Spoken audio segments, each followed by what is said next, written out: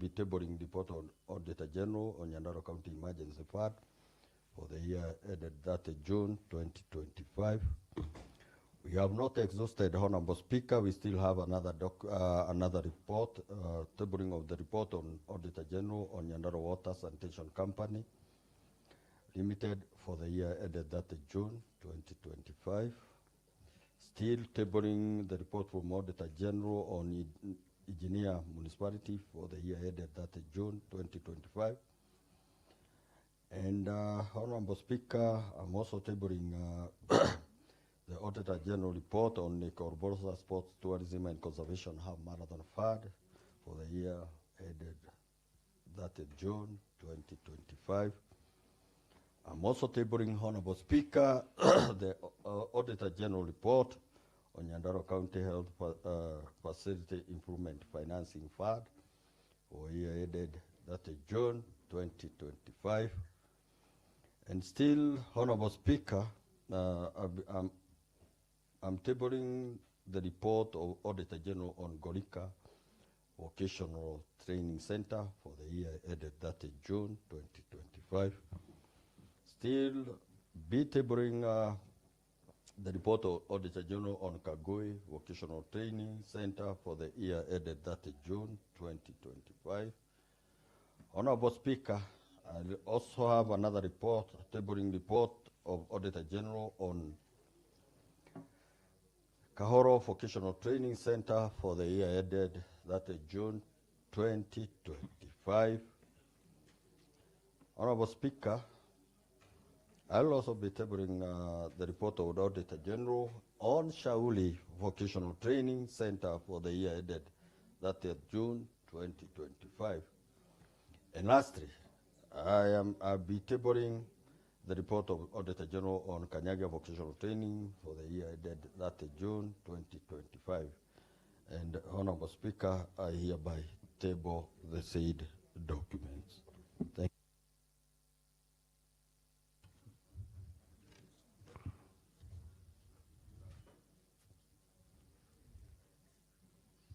The reports are duly tabled.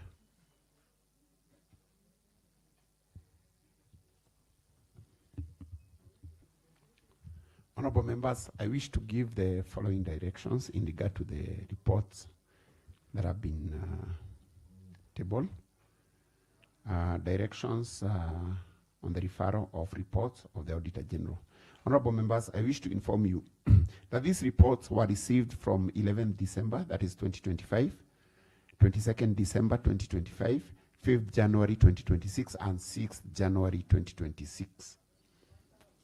According to the provisions of Article 229 of the Constitution, the reports are supposed to be considered an appropriate action recommended within 3 months after submission. As such, the Assembly has 90 days after submission to conclude with the reports. Honorable members, pursuant to the provisions of Standing Order 192C, I refer all the reports from the Office of the Auditor General to the Committee on Public Accounts and Investments for consideration and tabling within 45 days from today. Due to the strict timelines, I know that the reports are many and bulky, and I wish that this House does conduct its constitutional mandate within the timelines in order not to overwork the committee, to overwork the Committee on Public Accounts and Investments, and for the convenience of the House, I give the following directions. Number 1, that the report of the Office of the Auditor General on the Engineer Sub-County Hospital for the year ended 30th June 2025, and B, report of the Office of the Auditor General on J.M. Kariuki Memorial Hospital for the year ended 30th June 2025, C, report of the Office of the Auditor General of the Nyandarua County Health Facility Improvement Financing Fund for the year ended 30th June 2025 are referred to the Committee on Health Services for consideration and reporting to the Committee on Public Accounts and Investments within 30 days from today. Number 2, that the report of the Office of Auditor General on the Kanyagia Vocational Training Center for the year ended 30th June 2025. The report of the Office of the Auditor General on the Shauri Vocational Training Center for the year ended 30th June 2025. The report of the Office of the Auditor General on the Kahoro Vocational Training Center for the year ended 30th June 2025. The report of the Office of the Auditor General on the Kangoi Vocational Training Center for the year ended 30th June 2025. The report of the Office of the Auditor General on the Ngorika Vocational Training Center for the year ended 30th June 2025. Report of the Office of the Auditor General on the Nyandarua County Bursary Fund for the year ended 30th June 2025 are referred to the Committee on Education, Vocational Training, Culture, Gender and Social Protection for consideration, and reporting to the Committee on Public Accounts and Investments within 30 days from today. Number 3, that the report of the Office of the Auditor General on the Nyandarua Climate Change Fund for the year ended 30th June 2025, report of the Office of the Auditor General on the Lake Olborosat Sports, Tourism and Conservation Half Marathon Fund for the year ended 30th June 2025, report of the Office of the Auditor General on the Olkarau Water and Sanitation Company Limited for the year ended 30th June 2025, report of the Office of the Auditor General on the Nyandarua Water and Sanitation Company Limited for the year ended 30th June 2025 are referred to the Committee on Water, Sanitation, Environment, Tourism, Natural Resources, and Climate Change for consideration and reporting to the Committee on Public Accounts and Investment within 30 days from today.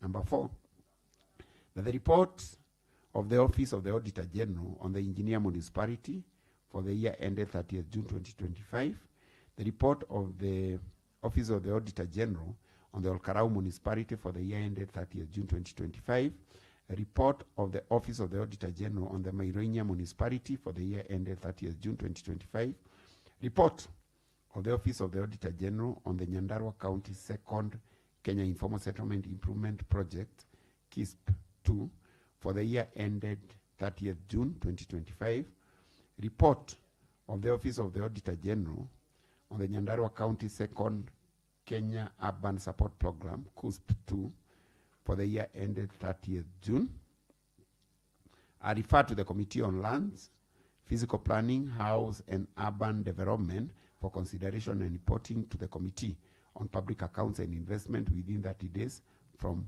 today.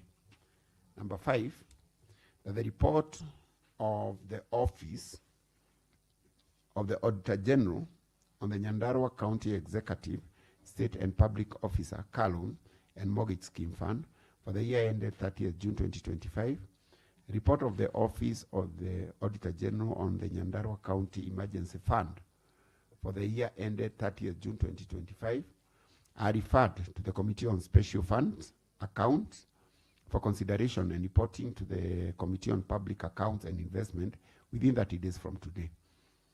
That the report of the Office of the Auditor General on the Nyandarua County Revenue Fund for the year ended 30th June 2025, report of the Office of the Auditor General on the Nyandarua Receiver of Revenue for the year ended 30th June 2025 are referred to the Committee on Finance, Economic Planning, ICT and Revenue for consideration and reporting to the Committee on Public Accounts and Investment within 30 days.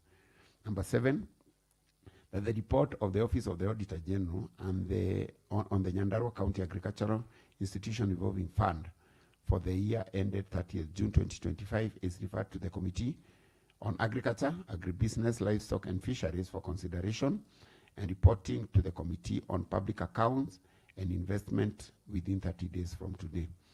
That the report, that is number 8, that the report of the Office of the Auditor General on the Nyandarua County Executive for the year ended 30th June 2025 is referred.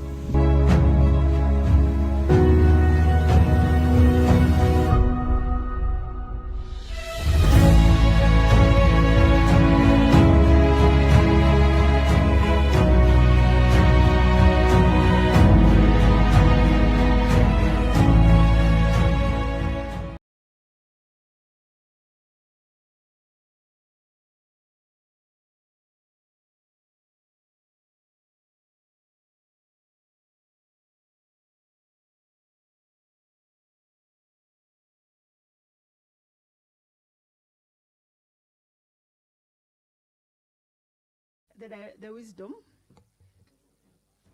that the clerkship has shown on this matter. However, Pardon, Honorable Juliana, there? the wisdom, Mr. Speaker, that the clerkship has given, or rather the advisory that the clerkship has given to your office. Not the clerkship, but the chair. Thank you, Mr. Speaker, for that clarification.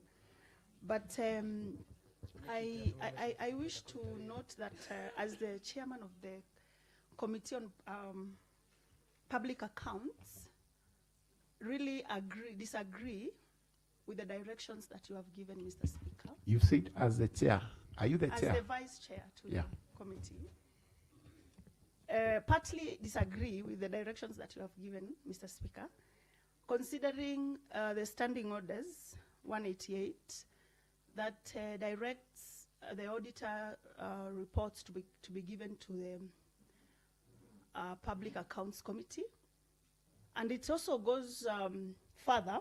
I believe the standing orders had also envisioned a position where the committee is busy to look at those reports. And when you continue to look at our standing orders 166, it still goes ahead to mandate the committee to form subcommittees to be able to discharge any number of reports that they might have. So therefore, Mr. Speaker, I request you kindly to reconsider your decision and allow the committee leadership to form subcommittees with the committees that are directly, the sectoral committees that are directly involved in the reports that have come. Because to me, really, this feels like denying the committee an opportunity to discharge their mandate. And also, I'm also concerned that, or rather my feeling is that there is also some challenges in facilitating the committee to discharge this function, Mr. Speaker. I really feel like those reports have been taken from the committee, and I request your office to reconsider that decision. Thank you. Thank you, Honorable Juliana. Where are all these committees reporting? Mr. Speaker. Just a minute. Where are they reporting? I have heard you say they report to our committee, Mr. Speaker, but that really, to me, doesn't seem procedural. So meaning it's coming back to your committee. All the reports are coming back to your committee. Correct? But Mr. Speaker, Mr. if Speaker, we may assist her. Yes. If we may assist her. It's okay. Mr. Speaker, I am agreeing with my Vice Chair that it is not only erroneous that you have inappropriately been advised, because there is clarity on standing under number 190 on the mandates of the Public Accounts and Investments Committee. There is the question that needs to be answered. So when say, for example, the Committee of Water or Health sits and discusses, what mechanism will they use to come to report to PICPAC? What is PICPAC expected to do with that report? Adapt it because it has been looked by another committee, or is it the committee going to sit and explain to PICPAC so that it can become a report of PICPAC? And who said that this committee does not have capacity to look at all these reports? Where did that information come from? Was the chair consulted, or the committee in extension, to explain itself and say that the amount of work that has been provided is too much for this committee, therefore can you subdivide it in these other different committees? How did it, who made the decision that this committee does not have capacity to look at specific work assigned to it legally by law? Because it is all matters that touches on Auditor General. So at what time did it arrive? What mechanism shall be used to have another committee report to another committee? All committees report to the House. There is no committee that can report to another committee. And therefore, Mr. Speaker, I think this was wrong advice, and you should just relook at it and allow the committee to do its work with properly facilitated and given enough time with the proper clerkship. The only thing we probably would be requesting as a committee is provision of the clerkship of different committees, so that together we can segment ourselves into what our vice chair is saying, that we can form subcommittees within the committee to look at these particular reports. But we cannot be told that as a committee we need to be assisted by another committee. It is not only unfair, it is demeaning the committee, and it is not okay. Another member? Yes, Honorable Kungu. Thank you, Honorable Speaker.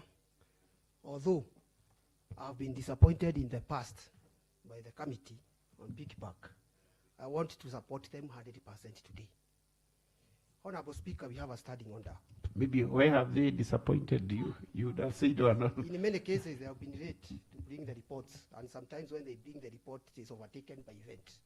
So I want to support them this time round. Is there any one time that they have encouraged you? Have they brought any one of the... maybe the reason why I'm trying to... maybe the directions could have bearing with your opening statement, maybe. Are there reports that they have not considered, they have been overtaken by events?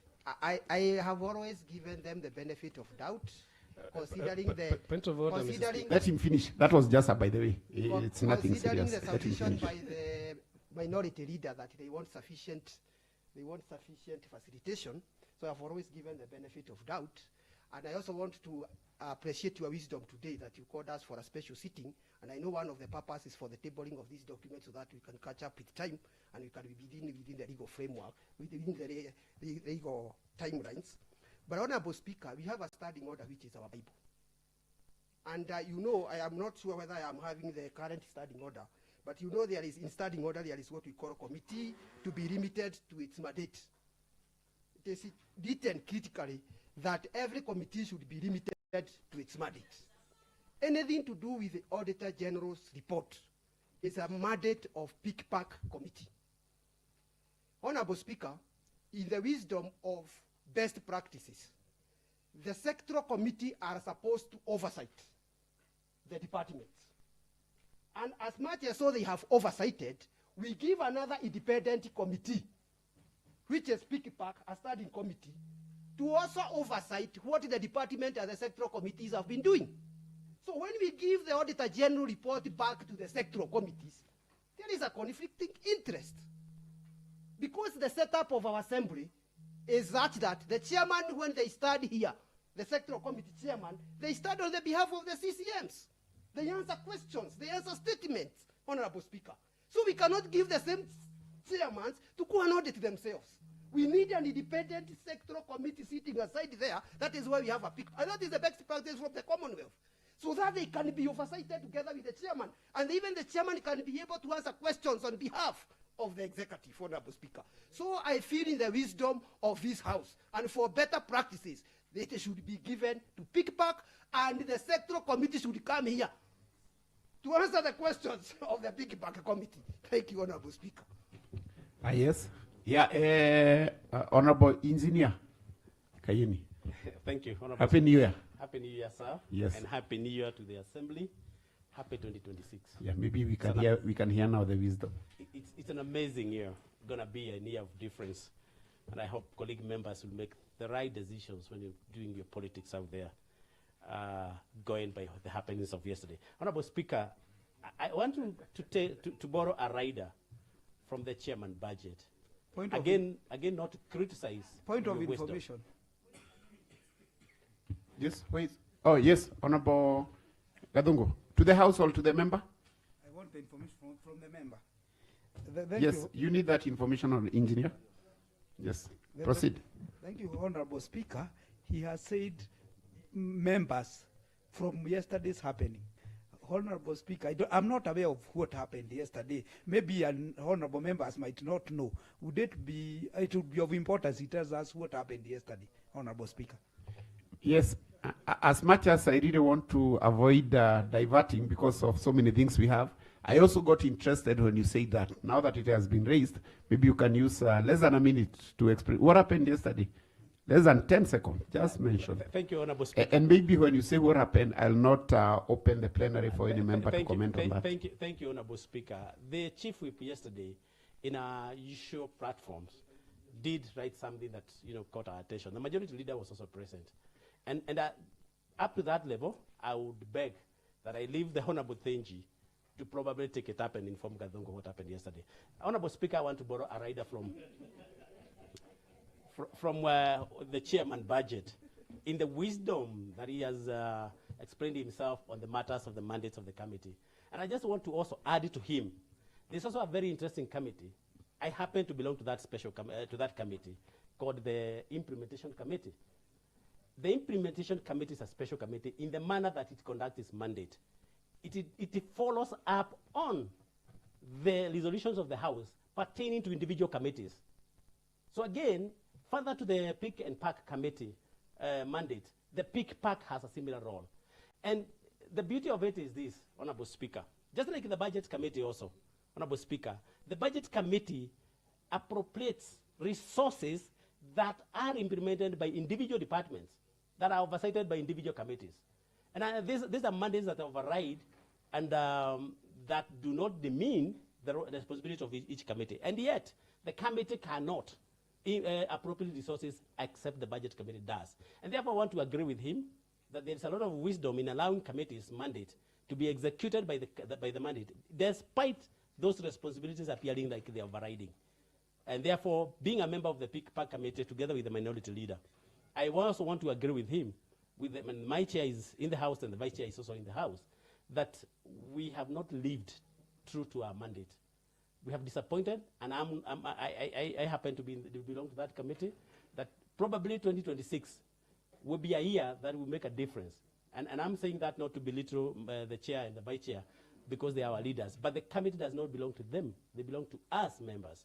And I know they make a lot of effort. But this time around, let's double our efforts to ensure that we oversight, and especially when the report of Auditor General comes. Many other times when we have not been able, we've been caught up by time and have not been able to execute our mandate.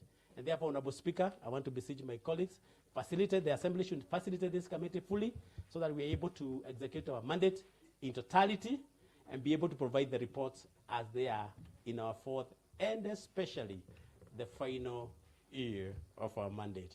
But let's be careful not to get into the mess of yesterday. Thank you. So, Honorable Kayeni, are you ratifying the chair budget's position that you said many times you have disappointed? Honorable Speaker, you're a member of that committee. You know this. We belong to the camp that is sure. that talks the truth. We are truthful men and women, and therefore, when we fail to meet our mandate, we admit. It's an honorable thing to say that you do your best. You have not done your best so far, but you try to improve. Thank you. Yes, and maybe Honorable Juliana, as we'll be undergoing review, it's critical for you to take notice of your members' committee and their comments. But nonetheless, we can. I'll come to you. Let us proceed with Honorable Matimo. I'll give you a platform. Thank you, Mr. Speaker, sir. Happy New Year to all members. Mr. Speaker, I take this opportunity to thank the Almighty God for allowing us to see this new year. And I'm great to see that honorable members are here in their full spirit to continue deliberating in matters county. Mr. Speaker, I want to go direct to the issue at hand. And Mr. Speaker, from our Constitution of Kenya, Article 185 and 196 gives powers to county assemblies to exercise oversight over county departments. Mr. Speaker, sir, Article 229 of the on the general report can allows that these reports can be also done by the sectoral committees because they are undertaking their oversight roles. Mr. Speaker, sir, there is no any problem allowing all the sectoral committees to check what the Auditor General has reported pertaining to the sectoral committees that they represent. Handing over these reports to the mother committee, which is PICPAC, they will again do their mandate as it's that's allowed by law without without any further, maybe even following what the sectoral committees has done, Mr. Speaker. Because by the end of the day, Mr. Speaker, it's very important that as we question the sectoral committees, it's good for each and every sectoral committee to know what is ailing their mother department from the executive. Mr. Speaker, from all the sectoral committees, they are empowered by our standing orders to summon the sectoral committees on matters to do with even the audit report that is before us. And like Honorable Bukongo was saying, we've seen reports coming as very late to this assembly, having passed by time. But this committee will... Point of order, Mr. Speaker. Yes, Honorable Gishoki.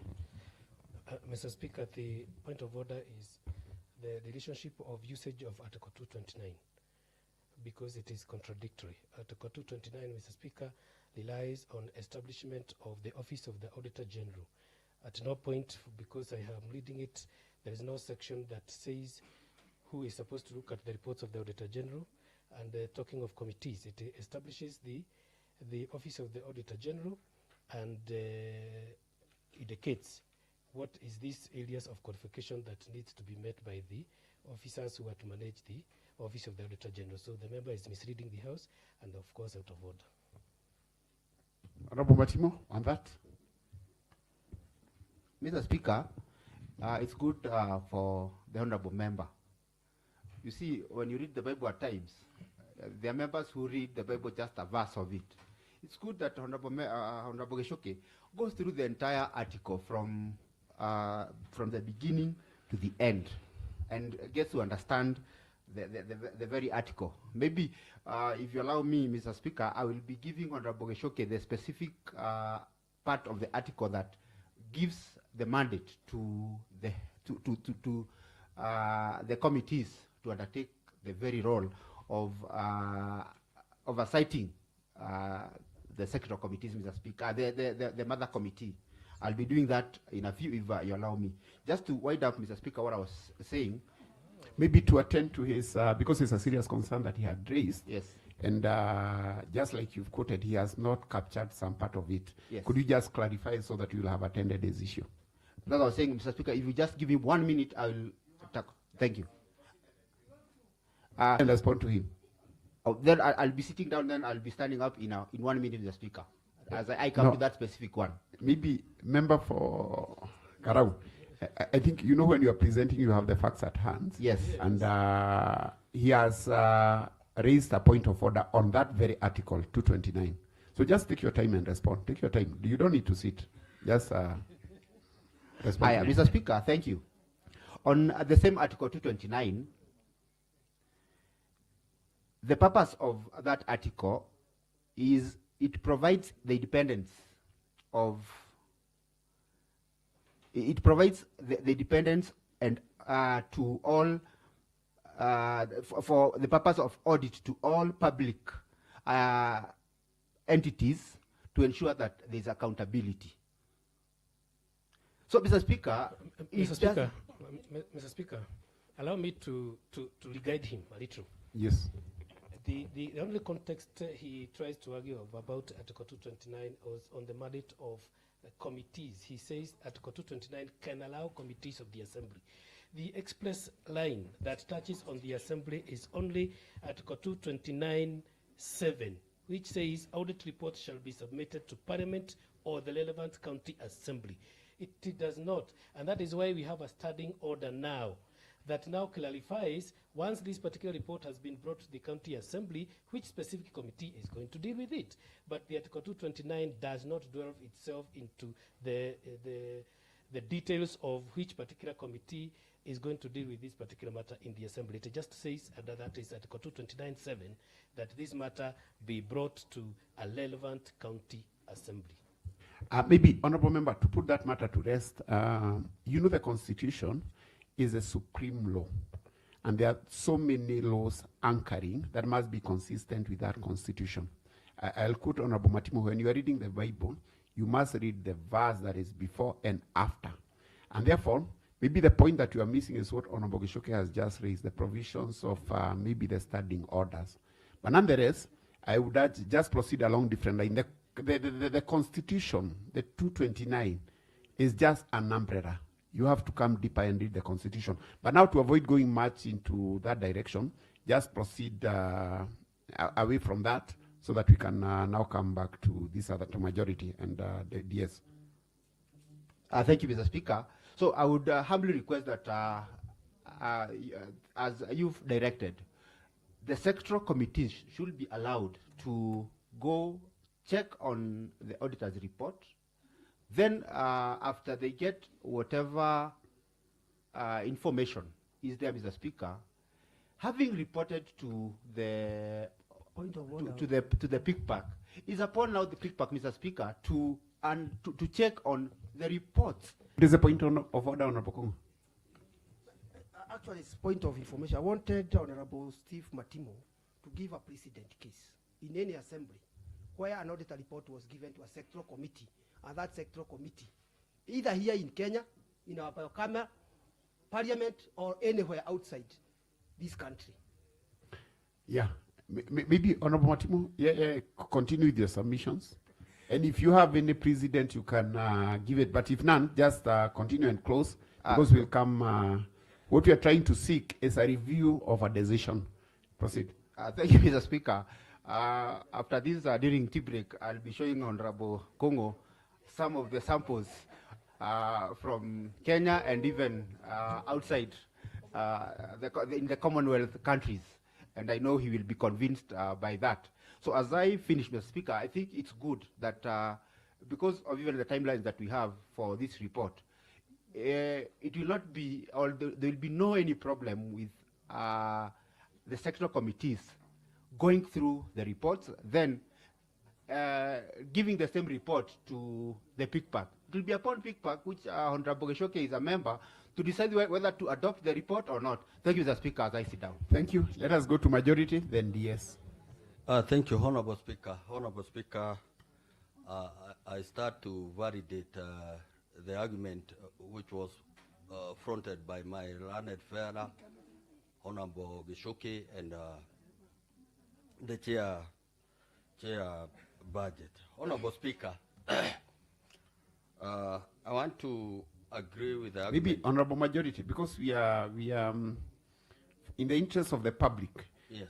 You could also clarify when you say your learned friend Mwangi Gishoke, what you meant. You know, Honorable Gishoke never passed through what we call parallel or a line, but he's a regular university student. That's why I'm validating him. Well noted. As a learned fellow. Honorable Speaker, I want to agree with Honorable Gishoke because one, the source of authority in basing on his argument is the standing order. This is a supreme document within the assembly, and any basis of argument that you might front at this assembly must align with what is specified within the standing order. Two, Honorable Speaker, you know,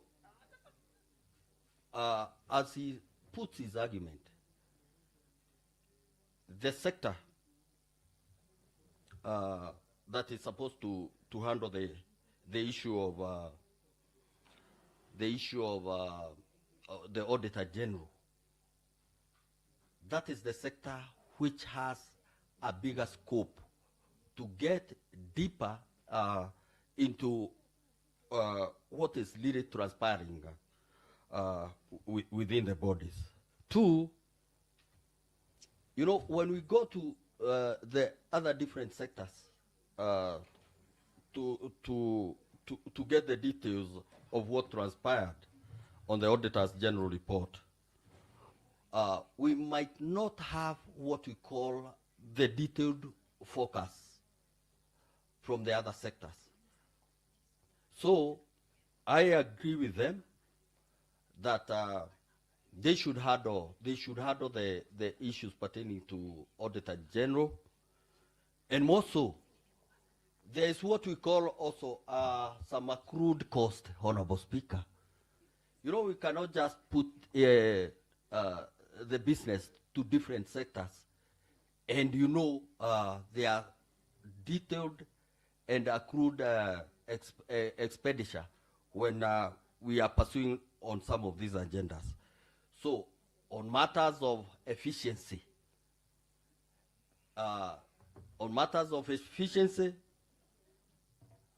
we need to put matters to the specific committee which are mandated either through the standing order so that the set objective can be realized in the easiest way possible. So I agree in totality with the basis of argument. Thank you, Honorable Speaker. Thank you, Honorable Majority. We can have Honorable DS. Then we come to the chair. Point of clarification, Honorable Speaker, before the DS? Yes, what do you need to clarify, Honorable Kayeni? Kindly, Honorable Speaker, you just asked the majority to clarify a statement. And I know we are listened elsewhere. I think it's proper that that land different statement be clarified very well. Because from where I sit, and you know I'm equally learned, but I don't consider, I'm sufficiently learned, of course I am, but I don't consider Honorable former Deputy Speaker, Honorable Jero, as a learned friend. This is a preserve for the legal fraternity, the last time I checked.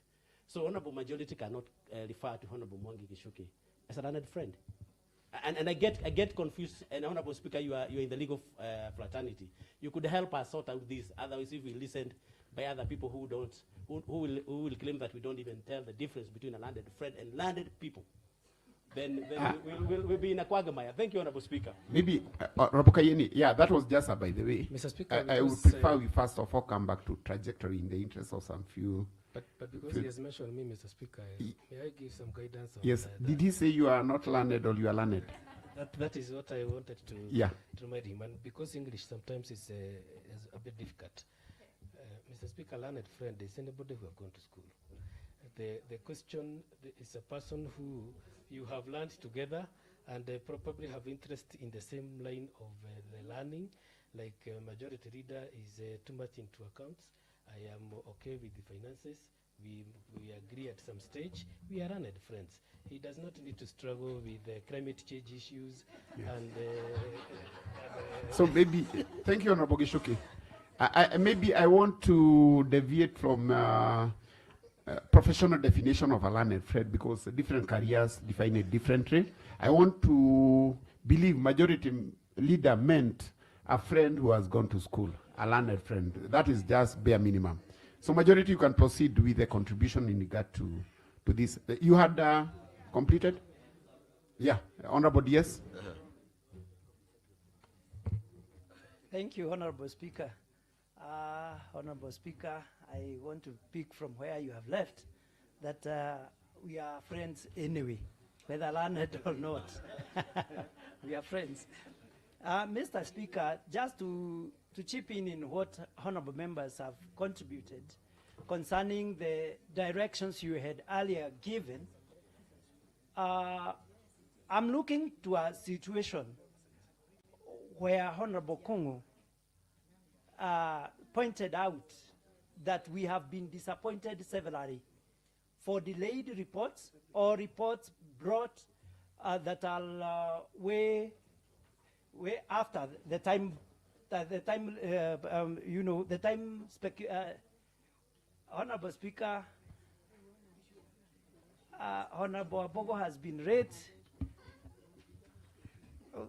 He should not disrupt you, disrupt your attention. Honorable Speaker, I was looking into a situation and picking from what Honorable Kongo had said about the rate reports reports brought that are already irrelevant because of the time limit. And I'm seeing a situation where your direction doesn't in any way usurp the powers of the Committee on Public Accounts. And this is how I see it, Mr. Speaker. I see it in a committee, in a special funds committee. A committee that deals with a lot of detailed allocation on bursary, emergency funds, and mortgage. And all those details, having been assigned to this committee, we now know what to oversight and what to look for in the report, Auditor General's report. What is the problem of breaking down this report and handing it over back to the Public Accounts Committee for them to file a credible report? So I'm seeing your directions giving us a more efficiency, that this House will be able to bring timely reports that are accurate, and it makes the work of the Public Accounts easy. This doesn't, in any way usurp their power. After all, they will end up with the reports, compile what the individual committees have given in, they have chipped in. It will be a rich report than it is from their look of things. Because how do we get these timely reports?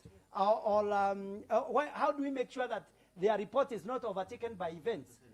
Because how do you take the Budget Committee, the Committee on Finance Department, Committee on Special Fund, Committee on Education, all these, and bring them together? So I believe that your directions gives efficiency, just and helps the public accounts to choose what they can afford. Point of order, Thank you, Honorable Speaker. Yes, we can have the Vice Chair. Mr. Speaker, I am concerned that this matter is almost getting out of hand, because the Honorable Deputy I guarantee, because what you are seeking is review. I'll give, just contribute. Thank just you for do your own contribution. Your reassurance, Yes. Mr. Speaker. But our standing orders is our Bible. We have a document that guides this House on how to proceed with its business.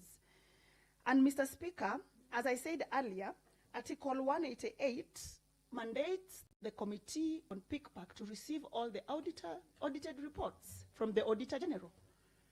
166 gives the committee mandates to form subcommittees if they are overwhelmed by work.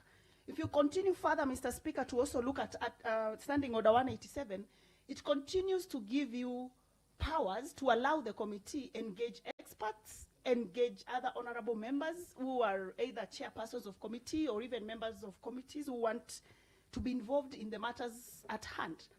I therefore request you, Mr. Speaker, to allow the PICPAC committee take the reports, and then we form the committees and do our work, Mr. Speaker. Because even I've noted the issue of submission of reports late.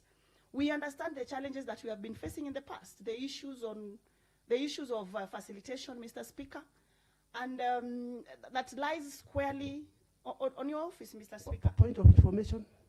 Wait a minute, I finished, so I don't forget, kindly, Mr. Speaker. The issues of members' commitment to their work, that is also something that we have noted. We have challenges sometimes with our members. It is important to also say that in this House so that it is noted, Mr. Speaker. And we also have, we have a number of issues that today must be settled so that the committees can be able to do our work. We should not be denied our work just because we have issues mobilizing a few members to come and discharge their duties. The Point of information. No, Mr. Speaker, it is important to note that the same members that are not happy with the submissions of committees of the Yes, reports late, maybe, Honorable Juliana, forget about the members. I've given you the platform. Just proceed. Thank you, Mr. Speaker. It is important to note that the committee must commit also to do its work. And therefore, Mr. Speaker, as the Vice Chair of the PICPAC Committee, and my chair is there, we are promising this House that going forward with the 14 or 15 reports that have been read there, that we will consult your office to facilitate us on time so that we bring our reports on time, and that we will form the necessary subcommittees and also engage the chairpersons of every sectoral department that has been mentioned in this report for more information. But it will be totally inappropriate, Mr. Speaker, to allow a chairman, for example, of a certain sectoral committee to look into an audited report and call members of the executive, and then later to come and report to the committee of PICPAC. That really doesn't make sense, because the committee of PICPAC has still to do its due diligence. We have to still call the same people. We are not going to believe we are not going to believe that we are not going to be satisfied with any report that is going to come from any committee, because the Constitution and the standing orders has given us, the members of the PICPAC committee, that spirit and that responsibility to audit those reports. So I am watching my words carefully, because I don't want to say anything that I should not say further. But I want to simply request you to reconsider that decision, and so that we move on. Thank you, Vice Chair. Maybe can we have a word from the Chair? Final submission, Mr. The Speaker. Chair back. Yes, what is it, Honorable Kungu? I hope... Just final submission, Mr. Speaker. Yeah, I just want to give information. I wanted to give Honorable Juliana information. Honorable Speaker, I am finding it very... you need to facilitate the PICPAC committee to go to the Senate for benchmarking, at least for a day or two. The Senate look for audit report for 47 counties. And they don't look at it in general. They look for every department in the county. They are able to do 470 because there are 10 departments in each and every county. Just the other day, municipality were in Senate on Monday. How do they do it? Now we are struggling with just 18 reports. They do 470. How do they do it? We need to go and benchmark, because you don't need to deal with the report one at a time. You can deal with them simultaneously by forming subcommittees. Because we don't need to divert role, we need to be within our legal framework. Because if you allow the sectoral committee, automatically it is outside the standing order and it is illegal. And those reports can be challenged. They were not done by the PICPAC. Thank you. Honorable Gishuke, I'm giving you right now. But again, from there, the directions I'll take a word from the Chair PICPAC. But again, as members of the PICPAC, you engage in this debate. It is important and very important for you even to listen to your members. The opening statements are that we agree we have disappointed. I listened to Honorable Juliana say that we have failed, but we will deliver. One of the things, committees have been going for whole house to sort out their own issues. So I want the PICPAC committee, from the decision and the directions we are going to give. You know we'll come back after 30 days. We'll be here after all. We'll be here after all. The same members you are facing, you will face the same members. So I want any contribution you are making, you be in the spirit and understanding the same members you are appearing before today, you will appear in 30 days with all those reports. So maybe Honorable Gishuke, then we can have Honorable Dan, so that now, because we have a lot ahead of us. Thank you, Mr. Speaker. I didn't want to, on my own behalf, as a member of the committee, to give the confidence that we shall deliver on this. But I was also looking at the question we are discussing and in relationship to the County Assembly of Taita Taveta. And what did the Speaker say on mandates of the committees? I don't want to go to the backgrounds that was there. I want to go to what he interpreted. And he said, this therefore implies on mandates of committees. This therefore implies that the mandate and powers cannot be assumed by the committees, i.e., the committee may not go beyond the scope of particular duties entrusted to it by the standing orders or by resolution of the Assembly. The committees may also not work independently of the Assembly. The power and mandate of the committee are for the whole committees, not individual members. In essence, what he's saying is that the standing orders by a resolution of this Assembly made a decision to give specific mandates to specific committees, and therefore other committees cannot take mandates of other committees. In this case, I just want to say that we do not need to be member of this matter. We want to say, as the committee of PICPAC, we be properly facilitated in context of the workload that we have, and we are going to be able to deliver this particular work within 30 days as required. Thank you. Maybe Honorable Gashomba, as I close with Honorable Dan.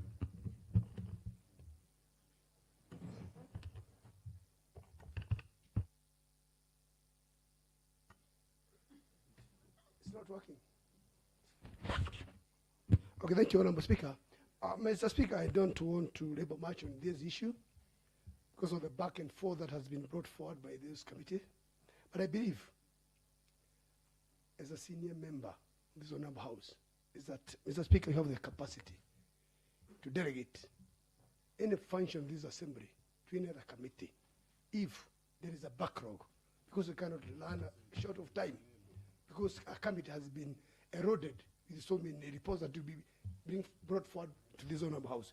Although, Mr. Speaker, the standing order is very clear on the mandates of the committees, Mr. Speaker, it is my appeal that if there is a backlog and the reports are needed in this Honorable House, be brought in time.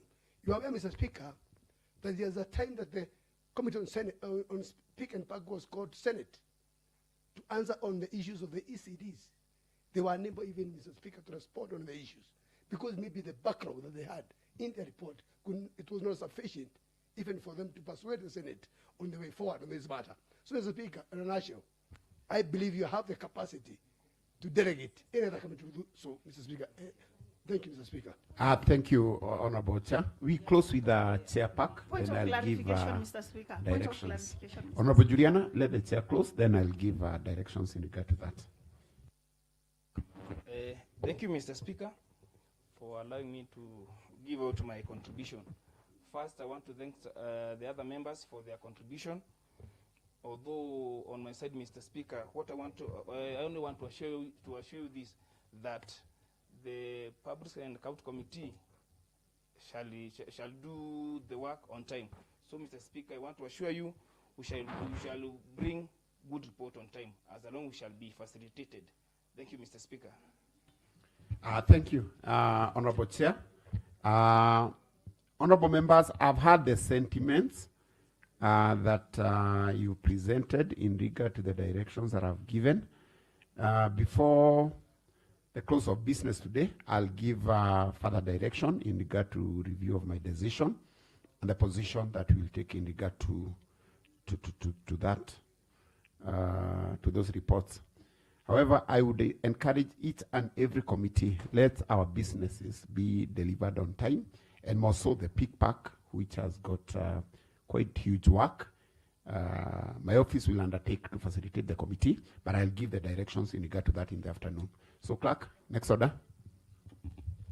Mr. Speaker, in line with your earlier directions, there is a report by the Honorable Edinand Ombo Kingori, the Chairperson of the Committee on Public Service, Administration and Devolution. Thank you, Honorable Edinand Kingori. Yes, Honorable Wakili Sasha, Sasha Wamai, welcome.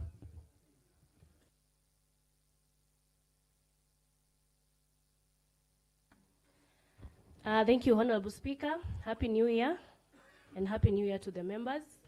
I'm tabling these documents on behalf of the Chair, Chairperson Honorable Edinand Kingori, and I wish to table the report on the approval hearing of nominees for the position of the Chairperson, Secretary, and members of the County Public Service Board. I wish to table.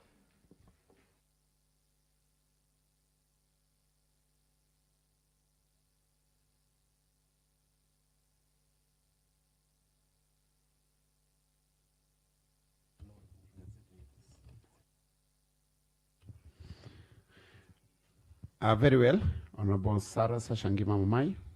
The report is duly tabled, and the same shall be processed in accordance with the Gazette notice. Next order, Clerk. Order number 6, notices of motion. Mr. Speaker, sir, there are 2 notices of motion to be given. The first one being a notice of motion by the Honorable Isaac Kongo Wanjiro, Chairperson, Budget and Appropriations Committee. Very well, Honorable Isaac Kongo Wanjiro, Chairperson, Budget and Appropriations Committee. Well, thank you, Honorable Speaker. Honorable Speaker, I beg to give notice of the following motion, that this House does adopt the report of the Committee on the Budget and Appropriation on the Nyandarua Annual Development Plan for the year 2026-2027 as a report of the House, and the recommendation therein as a resolution of the House.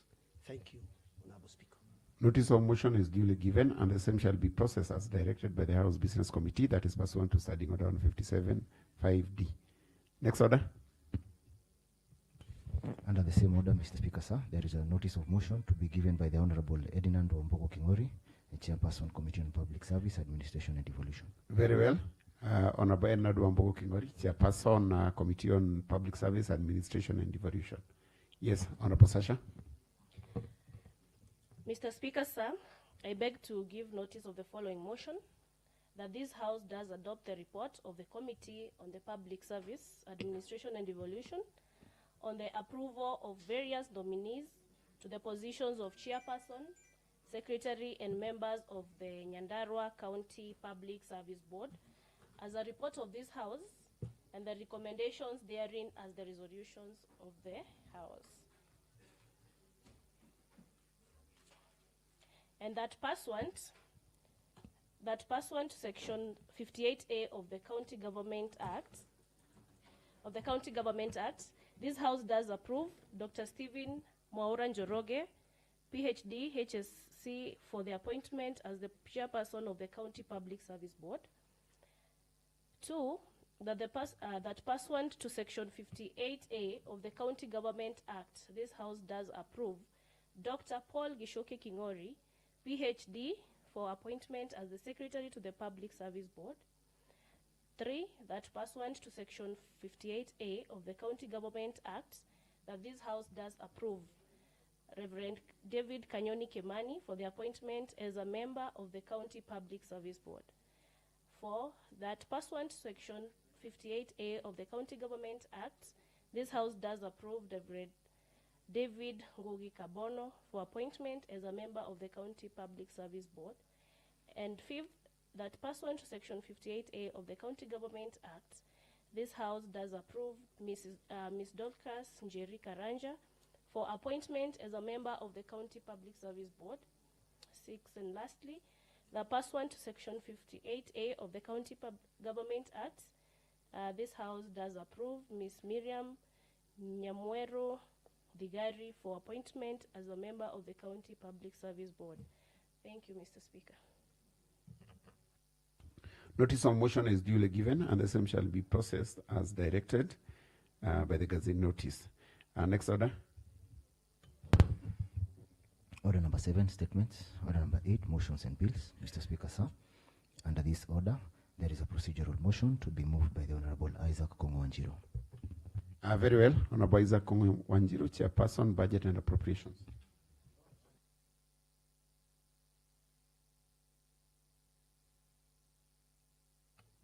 Thank you, Honorable Speaker.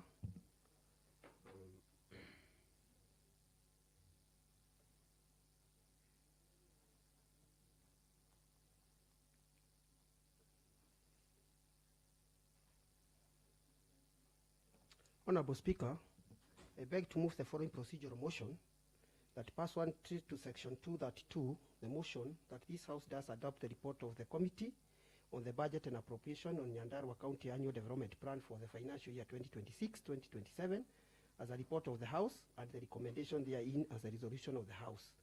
I am moving that it be exempted from the provision of the Standing Order 55B, that is 50, subsection 5B, that require a notice of motion be given at least 1 day before the motion appears on the standing order.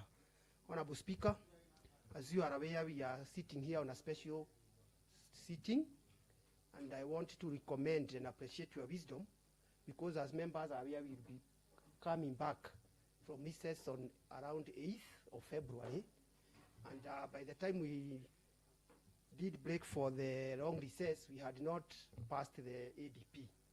Honorable Speaker, the county fiscal strategy paper which sets the ceiling for the various departments, is supposed to be ready by 28th of February. So it means if you are going to pass this after the recess, the executive will already have 20 days. Hopefully that maybe we pass it on 8th to be able to work on CFSP. So in your wisdom, we feel it should be exempted. We pass this ADP today so that we can give the executive sufficient time to prepare the CFSP so that it can be submitted in this assembly by 28th, which is mandatory. That is within, they must bring it by 28th.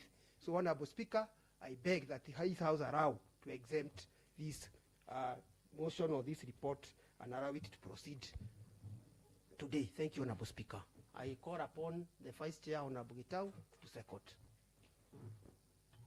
Yes, Honorable Gitau. Yes, Honorable Speaker, I second.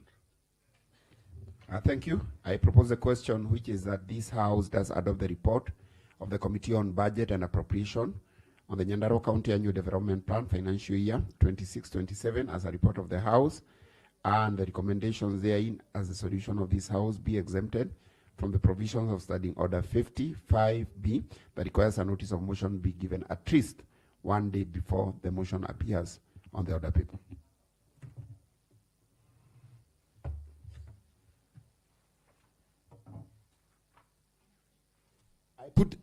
I put the question, which is that this House does adopt the report of the Committee on Budget and Appropriation on the Nyandarua County Annual Development Plan for financial year 26-27 as a report of the House, and the recommendations therein as the resolutions of the House be exempted from the provisions of Standing Order 555B that requires a notice of motion be given at least 1 day before the motion appears on the order paper. May those of a similar opinion say aye. May those of a contrary opinion say nay. And the ayes have it.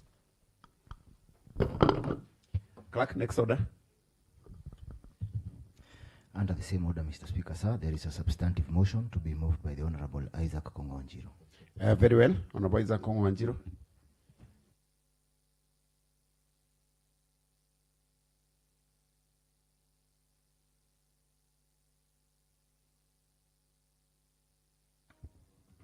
Honorable Speaker, I want to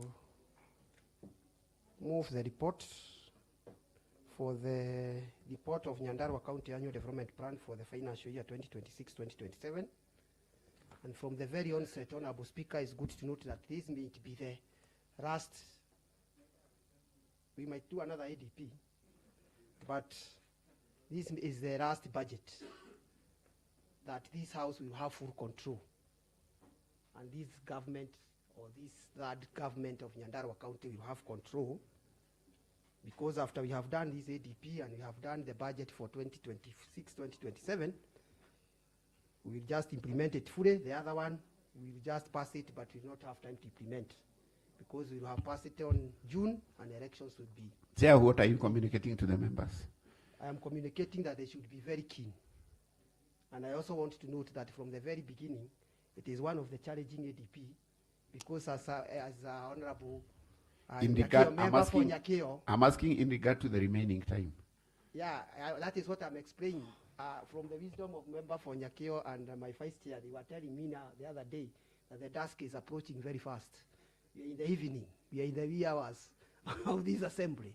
So even a member feel that there are any project within their manifesto or within their promises that they have not done, I think they have only this budget to do it. Otherwise, God willing, if they are re-elected, they will be able to do so.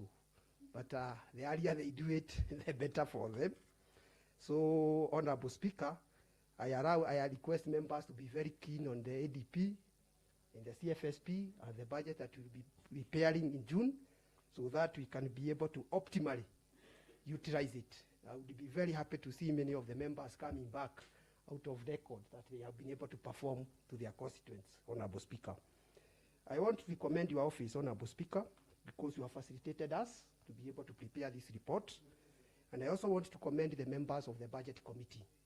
Honorable Speaker, you have even noted this morning we were very organized. We did not request for time or say that the document is with the crack sheet. We were ready because we are well prepared in advance, and we are within our mandates of doing work.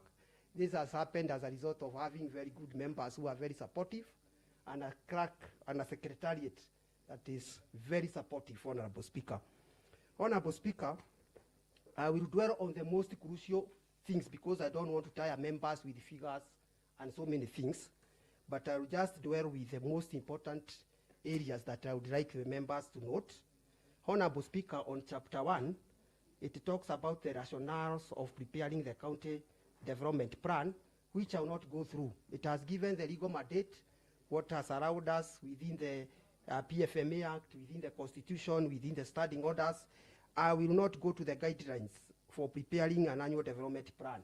That one is there, it is within our mandate, and it has been given by the Constitution, by the PFMA Act, and other laws. We have also considered many reports and many what we call we borrow. When we are preparing this document, it is not, we have to borrow from other reports. We don't do it as a self-report. It relies from the Sustainable Development Goals, African Agenda, Kenya Vision 2030, the CIDP, and other medium-term reports. Honorable Speaker, allow me also to state that when the report came, we had several observations and findings, and I will allow to mention a few of the observations and the findings that we found as a committee. One, Honorable Speaker, we noted that the submitted ADP by the executive was 8,942,000,000. 5,956,000,000, which is 66.3%, was proposed to be non-capital, or what you call the recurrent, while 3,021,000,000, that is that 3.7, was proposed to fund the capital project, famously the development. The other thing I also want to note is that within these amounts, 6.29 billion was expected to be the transfer from the national government, that is the shareable revenue, while 371 million is the affirmative action. Members are aware that we are now in the group of counties that are benefiting from marginalization. And then we have 1.23 billion, that is 1.23 billion as a conditional grant, 650 million as our own source revenue, and 400 million as FIF, that is Facility Improvement Fund. Honorable Speaker, the other things I also want to note, we noted that there were flagship projects that were proposed by His Excellency the Governor, and these proposed combined, they were taking over, that is 1.298 Maybe, Honorable Chair, just to bring to speed, you are on which page? Yeah, I'm in page 9. Okay. Sorry, members, I'm in page 9. And I am saying, I'm in number 5. The proposed flagship project in the financial year 2026-2027 had a combined budget of 1.298 billion, out of which 371 million was earmarked for affirmative. So I want members to note this. Governor and the executive had proposed 75 million for construction of model ECD, that is 3 million per ward. There was 46 million for Nyandarua County Youth Service. There was 100 million for County League program, that is Water League. And then there was 50 million to establish World Smart Town, that is the Cabro plant. There was also 100 million to purchase additional in-house machinery. Out of that allocated money, number 6, the county assembly was allocated 800 million. That means the county assembly was not allocated any money for development, because those who are aware, they know that our recurrent is around 760. So there was no money for any development for county assembly. The county treasury proposed an allocation of 256 million for pending bills. I want to highlight the department, the way department were given money. The governor's office was given 145 million, that is 145.64. Then we have the office of the county secretary, which was given 132.17 million. I know members are aware that the fleet management services has been given to the county secretary. That is why there is a significant increase for the county secretary's office to 132. That is what was proposed. I'm coming to what the committee has done. The County Public Service Board was given 28 million. Then the county attorney was given 36.5 million. The Finance, Economic Planning, ICT and Revenue was proposed to be given 701.56 million. We are in page 11. The Committee on Public Service Administration and Devolution was to be given 3,114 million. This is because that is where the remuneration or compensation to employees, which is about 2.8 billion, is settled at that department. Then we have education, technical training, culture, gender and social protection, was allocated 442.13 million. Honorable Speaker, health services was allocated, including the equipping and also the strategic stocks. It was proposed to be given 868 million. That is inclusive of 400 million to be generated by FIF. Honorable Speaker, the Department of Agriculture was to be given 550.81.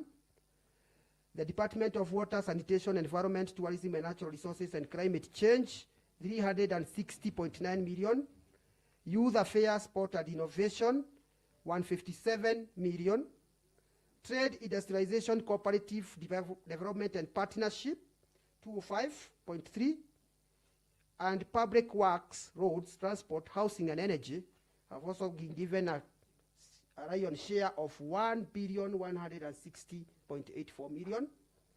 Department of Land, Physical Planning, Housing and Urban Development was proposed to be given 127.46 million.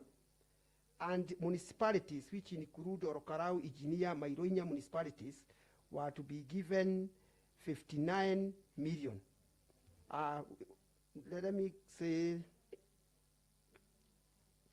the allocation for municipalities, 59 million, that is for Orokarau, 47.7 million for Ijinia, and 47.2 million for Mairoinya. So, Honorable Speaker, that is what was proposed by the executive. I'm making it this very simple.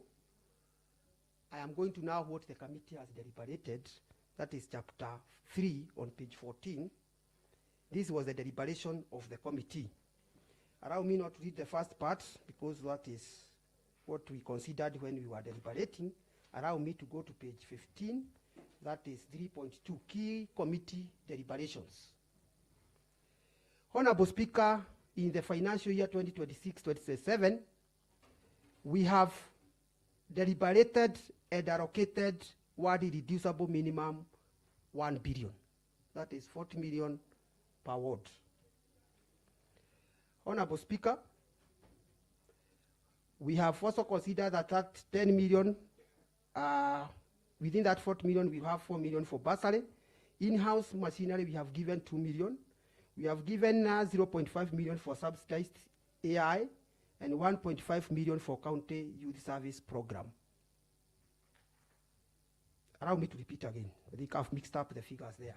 It is 2 million for potato farming promotions through distribution of mini tubers, 0.5 million subsidized artificial insemination, 1.5 million for county youth service program, for youth, and I want to confirm the 2 million for the county youth service.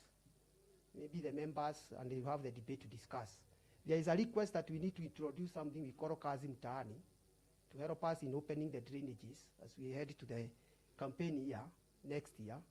So the youth will be engaged to do that work. So we are providing 2 million per ward for the member and the governor to agree and hire on casual basis. So I think the relevant department need to sit down and come up with a policy to be able to effect that.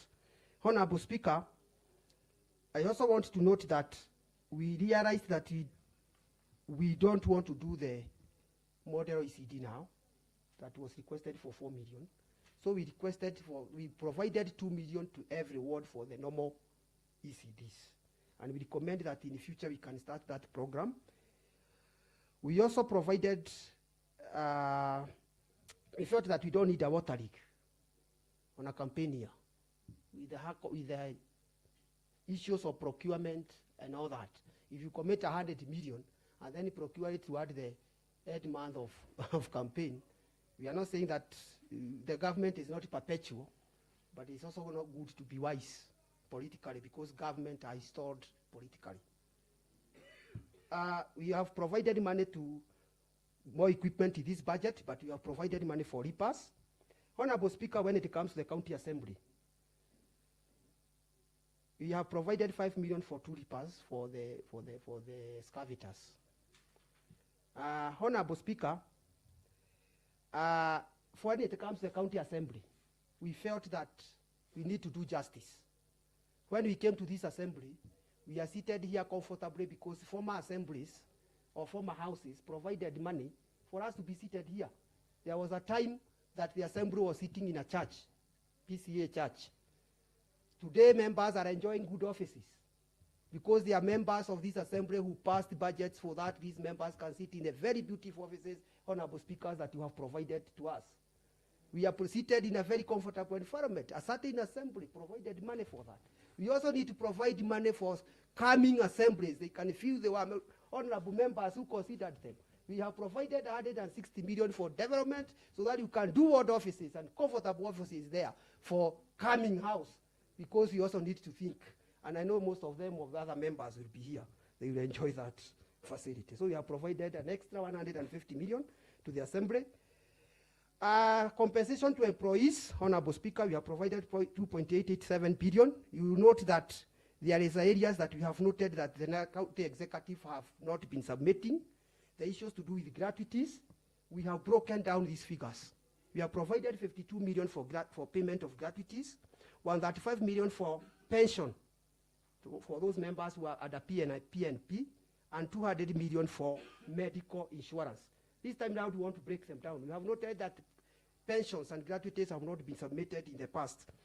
Honorable Speaker, we have also provided 200 million for pending bill. We have also given 20 million, and I want Honorable Kayani to note this. Despite a lot of pain when it comes to trade fund, which has never been operational for now, I think 6 years or 7 years, we have provided 20 million for trade fund. Hopefully, this time round it will be operational.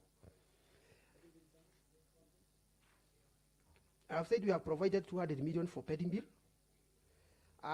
Then we have also provided 40 million for county emergency fund.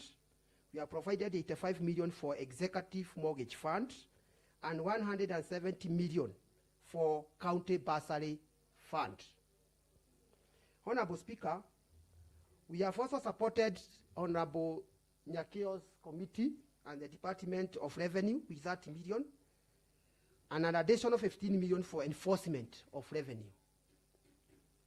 Honorable Speaker, further, we have provided 70 million for ECD feeding program, the Ujipoa, the famous Ujipoa program. Let me see, the vice chair is around. Honorable Patience, can note that we are looking at our kids. And then we have also noted members, and especially those elected members, there are ECDs that were incomplete, simply because maybe when the BQs were prepared due to unstable soil, the contractors have left incomplete projects in our wards. So we have provided 15 million to complete all those unfinished ECDs and infrastructural works. We have also provided 12.5 million to facilitate runners with capitation. We will also be providing runners for capitation for ECDs. For vocational training, we have provided that 6.21 for capitation. 10 million is also supposed to go to facilitate Nyandarua Agricultural Training College Task Force. Maybe members will ask, what is that? Honorable Speaker, that is the university committee that we established committee and all that. We owe them. And Honorable Speaker, there is also for honorable groups. We have provided 4.5 million to support with food staff whenever we have honorable groups. Honorable Speaker, on page 17, we have provided 167.8 million to be set aside for health, that is for health, infrastructure development. We have given 83.22 million for CHPs. That is 41 million by county contribution and 41 million by the national government. We have given 100 million for strategic stock, despite the fact that we have given the autonomy of management of FIF.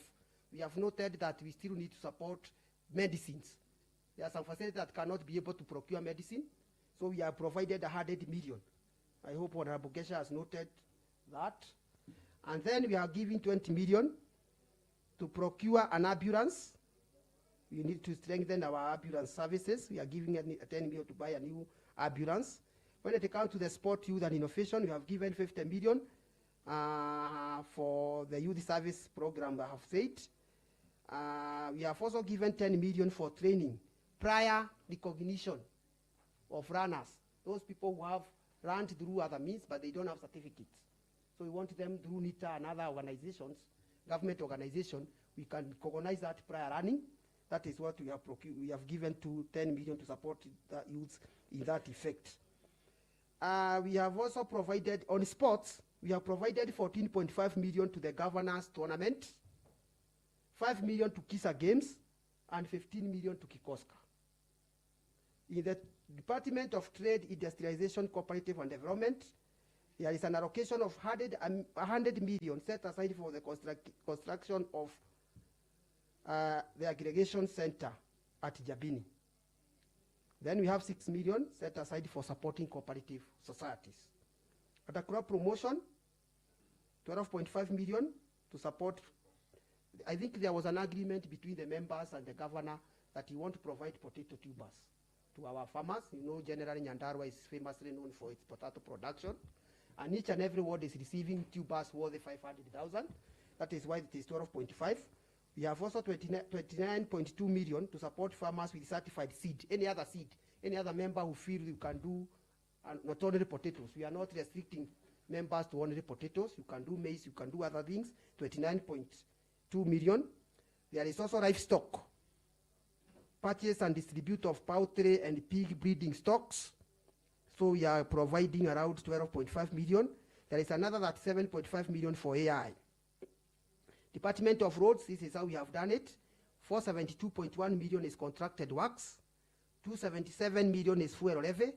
50 million is for grading and graveling using in-house machinery. At the public works, we have 151 million set aside for construction of headquarters. That is by the national government. That is 121 by national and 30 by county. And then we have 10 million to complete the governor's residence. At the energy, we have 40 million. This is supposed to settle the bills. I know they have been complained by our members about our flood rights, and we have provided 40 million those flood rights. Honorable Speaker, that is what we have done. And now these are our projection. We are projecting the shareable revenue to be 6.862 billion.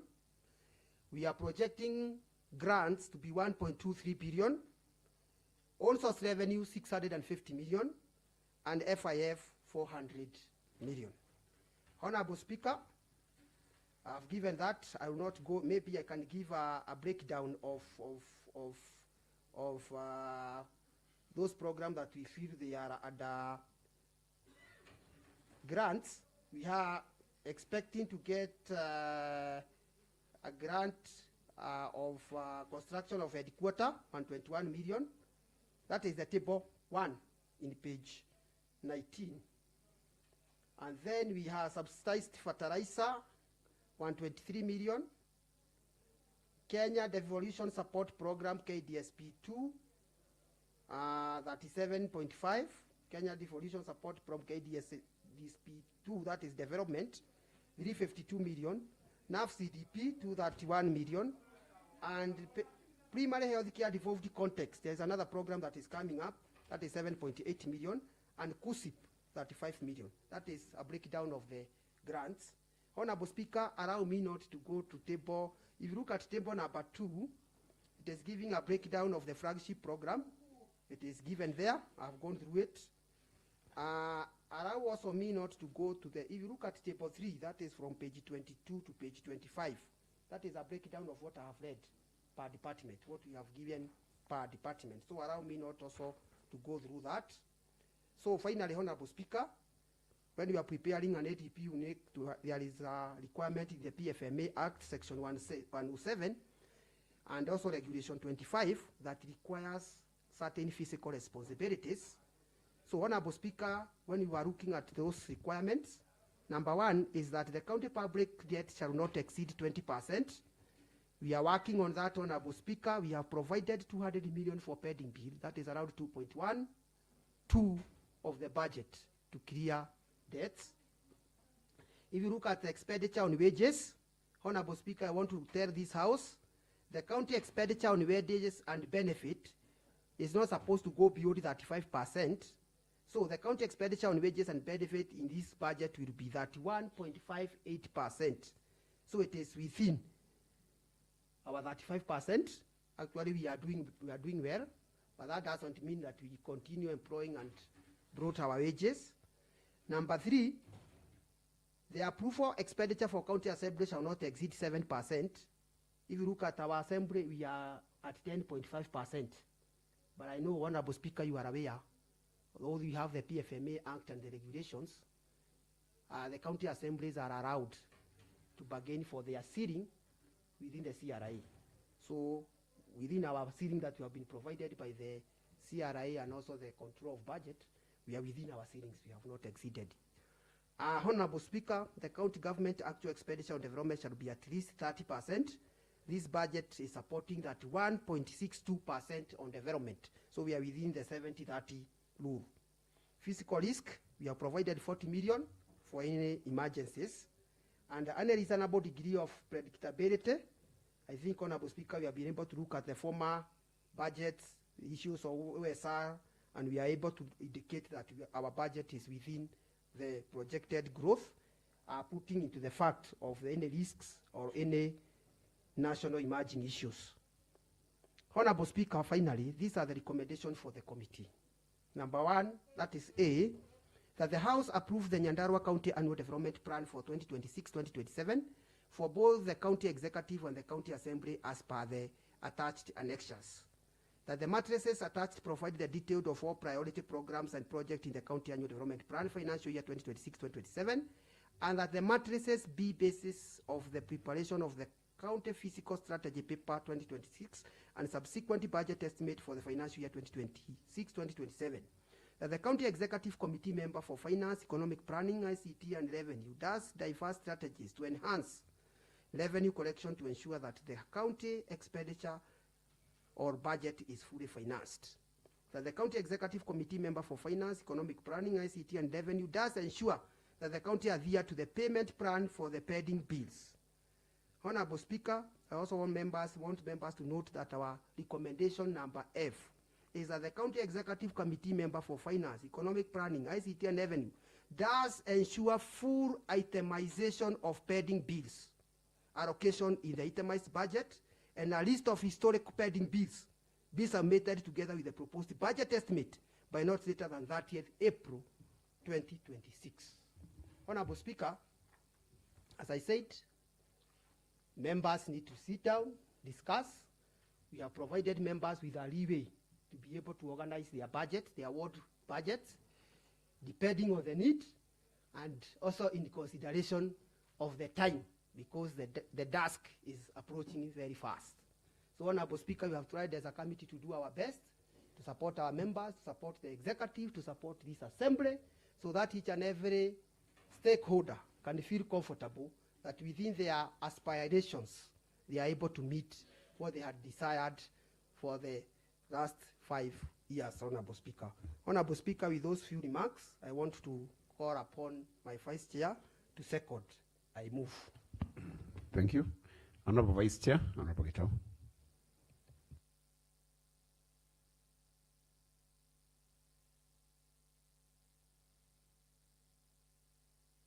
Speaker, Honorable Speaker, Happy New Year, Honorable Speaker, and the House. Happy New Year, Member for Shamata. Thank you very much. Honorable Speaker, it's unfortunate that every time that you are passing or approving the budget, the membership is usually very small. And when it comes to making noise on the results that have been approved in this House, even the noisemakers that have been saying that some of the awards have not been allocated money, I cannot see them. But at the tail end, that is after the budget have been approved, you will see them making noise that the award have been shortchanged. Honorable Speaker, it's good to note that this House approves budget, and what has been approved is what goes to the executive for implementation. Honorable Speaker, I wish to join my chair in recommending or commending what has been done by the committee, especially the committee members and also the secretariats. We have our team led by our director, that is Bona Ben, and also the team he works with, that is Mwago and Mr. Waigwa, and also the whole team. Honorable Speaker, we also have another team that is in the executive that we have been consulting together, led by the director, Mr. Ben, and also the chief officer, and also our minister. Honorable Speaker, even before I touch on this, the ADP, it is also good to note that on the working budget, that is a budget that we approved in late June last year. If you look at the reports that we are getting from COB, you remember the first quarter, that is the first 2 quarters, that is from September up to October, no, from July up to October. You remember there was a report that is from COB on the absorption, and for the first time in history that this county has been scored number 2 in terms of absorption. And you remember for the last 8 years we have been ranked the very last county in terms of absorption. And when you see that money has been absorbed, that tells you that there is work that is being done in the ground. Honorable Speaker. Honorable Speaker, I wish to commend the team that is led by the chief officer and also the minister in charge of finance, because when we are ranked number 2, that tells you there is a very good percentage of absorption on development. Honorable Speaker, maybe in addition to what the chair has just mentioned, I would wish to say that ADP advises the CFSP. That is how we shall come up with the CFSP, at the same time on how at the tail end we shall come up with the itemized budget. Honorable Speaker. Honorable Speaker, in addition to what the chair have said, we have allocated 70 million for ECDs. That is the feeding program. You remember in the last government, that is the last term, the last governor had introduced the milk program, and which was inefficient. At the same time, we had issues on the amount of money that was spent on the same. Honorable Speaker, with the 70 million, there is a proposal that all the children, the ECD children, will get a cup of porridge at 16 shillings per child. Honorable Speaker, and Honorable Speaker, when we engage the Department of Education, where I'm a member, Honorable Speaker, the department confirmed to the committee that the porridge will be nutritious, and it will help the students or the children from, that is improve the attendance and also the retention of our children in school. Honorable Speaker. Honorable Speaker, we have an allocation of 25 million towards equipping the ECDs. Honorable Speaker, this is an attempt by the government to improve the environment, that is the running environment of our children, and we expect that 25 million, at least 1 million per ward, will help in supplying the equipments, at the same time beautification of the ECD.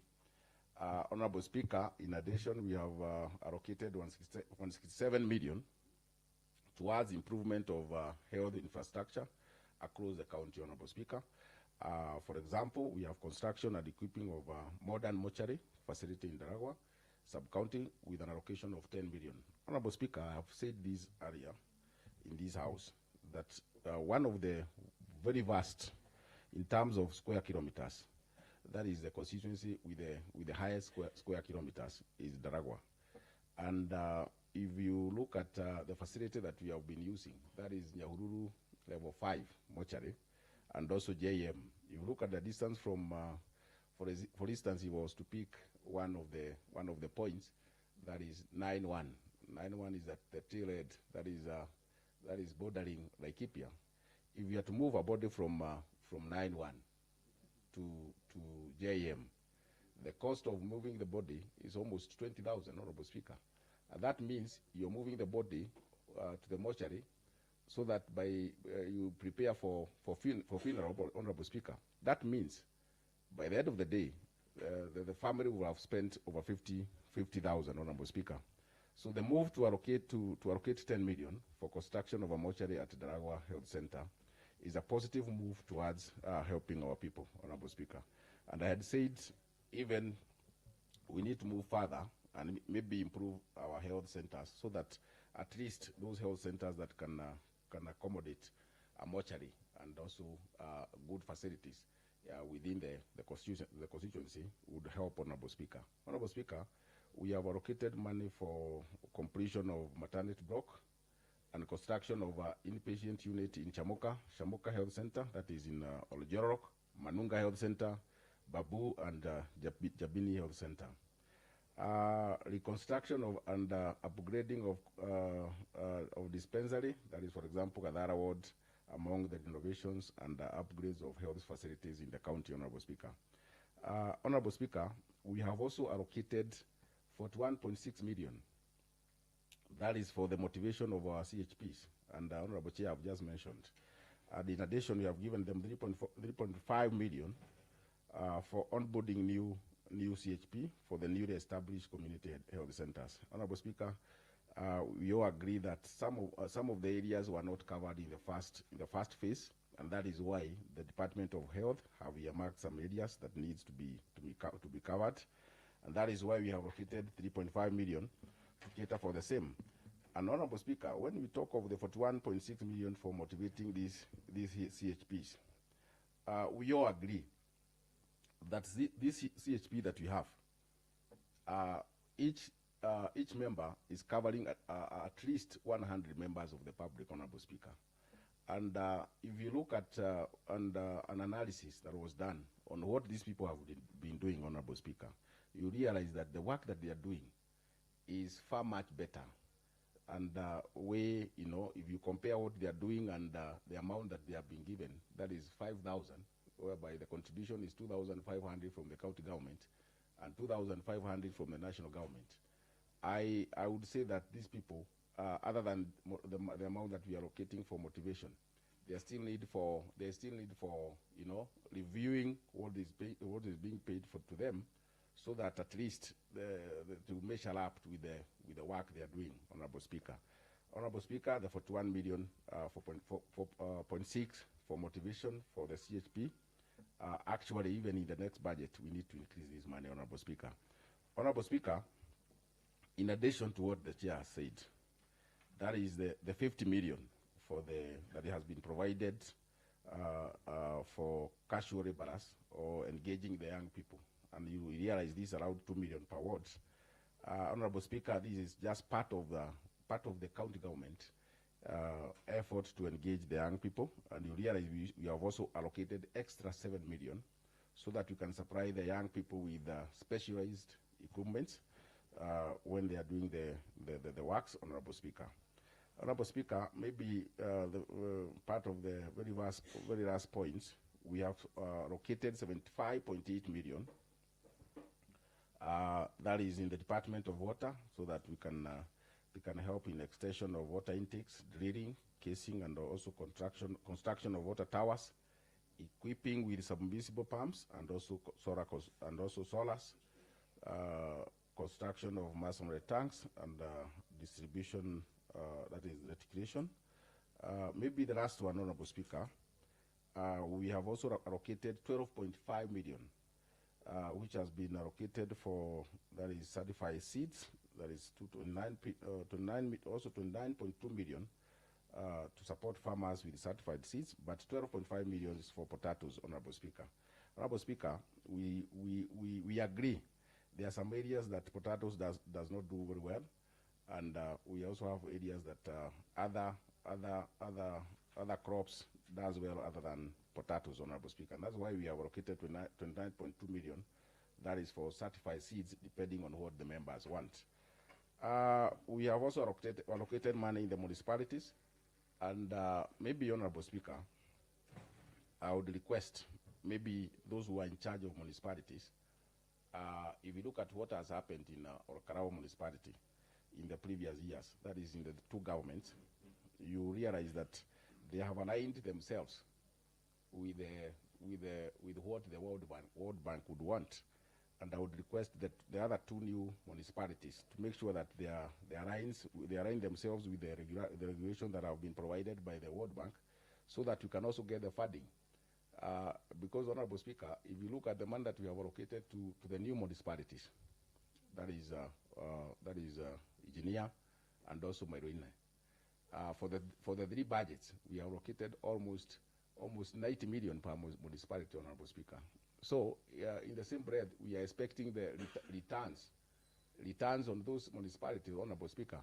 And I would request the handlers of the municipality to do as requested. Honorable Speaker, the very last one is the issue of the development fund that have been allocated in this assembly. And as a team, that is those who have been here for the last term and also being here this term, Honorable Speaker, we agree that we need to have a legacy also. So, and that's why we allocated some money in the previous budget. That is the working budget. And we have also supported that money so that by the end of the day, whatever was started needs to be absorbed. And also at the same time, we need to see that is value for money, at the same time, an output for the same, Honorable Speaker. So, Honorable Speaker, we are expecting, just like you have been mentioned by the chair, that what needs to be done in the wards, that is the money that have been allocated in the wards, that your team, that is the team on CASIB, will move with speed and maybe procure what has been allocated in the working budget, so that by the time we get to the second budget, what has been allocated in the first budget has been absorbed. And with that, I second, Honorable Speaker. Thank you, Honorable Gitau. I now propose a question, which is that this House does adopt the report of the Committee on Budget and Appropriations on the Nyandarua County Annual Development Plan for financial year 2026-2027 as a report of the House, and recommendations therein as the resolution of the House. Yes, Honorable Gashamba. Thank you, Honorable Speaker. First, Mr. Speaker, I want to appreciate the Committee on Budget for the report that has been brought forward in this special sitting. The chairman has alluded on the need of why, Mr. Speaker, you have called for this special sitting. Mr. Speaker, you are aware, Section 126 Section 126 of the PFM Act at 2012 allows the county government to prepare the ADP within the articles in the 2020, allow the county government to prepare the ADP, so that, Mr. Speaker, we can be able to move forward as a county government. Mr. Speaker, the issue on the ADP that has been alluded by the chair is a planning document. And Mr. Speaker, the document that has been brought forward has programs that will be undertaken by the county government for the financial year 2026-2027. And Mr. Speaker, because of the budget cycle and the timelines, that's why, Mr. Speaker, we've gathered here today so that we can be able to make it a reality. Because on 28th February, we must have passed the ADP because of the budget estimates and also the county fiscal paper, so that we can be able to move forward. Mr. Speaker, the programs that are listed there had been forwarded to the governor. Mr. Speaker, you are aware that the Committee on Budget moved around because of the public participation, because we must involve the government must involve the citizens in the budget allocation and all that, Mr. Speaker. And many areas, Mr. Speaker, have been mentioned. We have the health sector that the chairman has mentioned about it. Mr. Speaker, transport and industry. We have the infrastructure sector. We have the agricultural sector. We have the youth sports and all that. We have water, irrigation, and sanitation. RAD, planning and urban development. And Mr. Speaker, the budget is very clear on the resources that are available. So, Speaker, the whole document has been projected to give the budget estimate about 8.9 billion shilling, Mr. Speaker, that you go to develop this county in terms of recurrent and also development expenditure. Well, Mr. Speaker, 5.9 billion has been allocated to non-financial projects. That is the recurrent and all that. Mr. Speaker, 3.02.1 billion, Mr. Speaker, is projected to be development expenditure, which is about that 3.7%, whereas the current is 66.3%, that has been reviewed by the chair. Mr. Speaker, the national government share of revenue will be 6.2 billion. Affirmative action, Mr. Speaker, will be 3.7 million. 1.23 billion will be collection grants that will become from the donors and the rest of the finances. We have our own source of revenue that has been projected by the county government, which is about 650 million and 400 million from FIF, Facility Improvement Fund. Mr. Speaker, the priorities that are there, must the government adhere to, is that, Mr. Speaker, the CIDP 3 that had been anchored so that you can be able to have the ADP has priorities that are there. And Mr. Speaker, I'm appealing just to the county government to make sure that the flagships that are there, let the government focus on the priority areas so that you can be able to get the benefits as we are heading to the last and the last budget as we get out of this honorable house. Mr. Speaker, the one allocations that have been allocated, Mr. Speaker, we've seen that there are some amount that has been distributed all over because of the equity. Every ward, Mr. Speaker, has received substantial amount of money or resource so that you can be able to allocate the respective citizens for better improvement of our programs. Mr. Speaker, the issue on wage bill has been alluded. It's a zone issue in our county. I mean, Mr. Speaker, we need to check on the wage bill. It has already surpassed the PFM Act that you should not go beyond 35%. I believe it is about that 8%. Although, Mr. Speaker, the chair has commented on an improvement on the same. Mr. Speaker, we need to check on the wage bill so that you can be able, Mr. Speaker, to put more funds to development expenditure, because that is the way to go as a county. In terms of procurement, Mr. Speaker, absorption rate has been mentioned as quite commendable this financial year, Mr. Speaker, and I agree that we need also to appreciate that departments that are doing procurement, and in the same budget, they should come in handy and make sure, Mr. Speaker, the projects that are to be procured, they are procured in time so that you can be able to give contracts and services to our contractors so that you can be able to move forward and give us what the citizens want to be done. Mr. Speaker, we also agree that we need, after the budget and all that has been appropriated and sent by the governor, we need to have quarterly reviews in our programs that will be done by the county government in terms of quarterly review so that you can be able to get the consumption or the absorption of the development budget, so that if there are challenges that will be coming over, Mr. Speaker, as an assembly will be able to, Mr. Speaker, to put out the challenges that they can be corrected in future, Mr. Speaker. Mr. Speaker, I don't have much but to appeal to the county government that the issue of the pedimule, as has been alluded by the chair, we have about 1 billion pedimules that have not been appropriated or supplemented to the contractors and other service providers that provide the services to this county. And Mr. Speaker, I agree that on recommendation that the county executive committee member for finance, economic planning and ICT, and to ensure that the full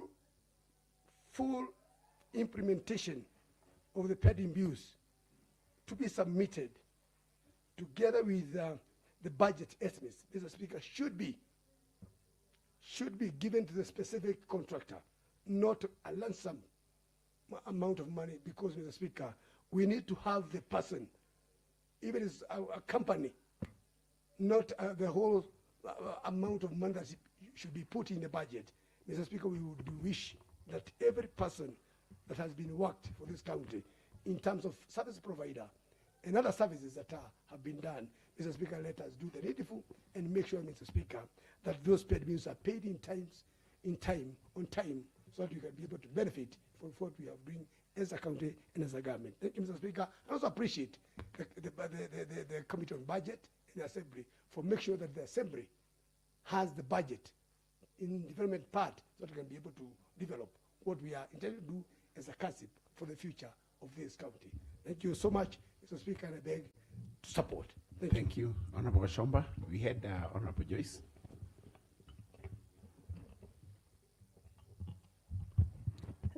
Thank you, Mr. Speaker. I also want to start by congratulating the team, the Budget Committee team, for the good work that has done.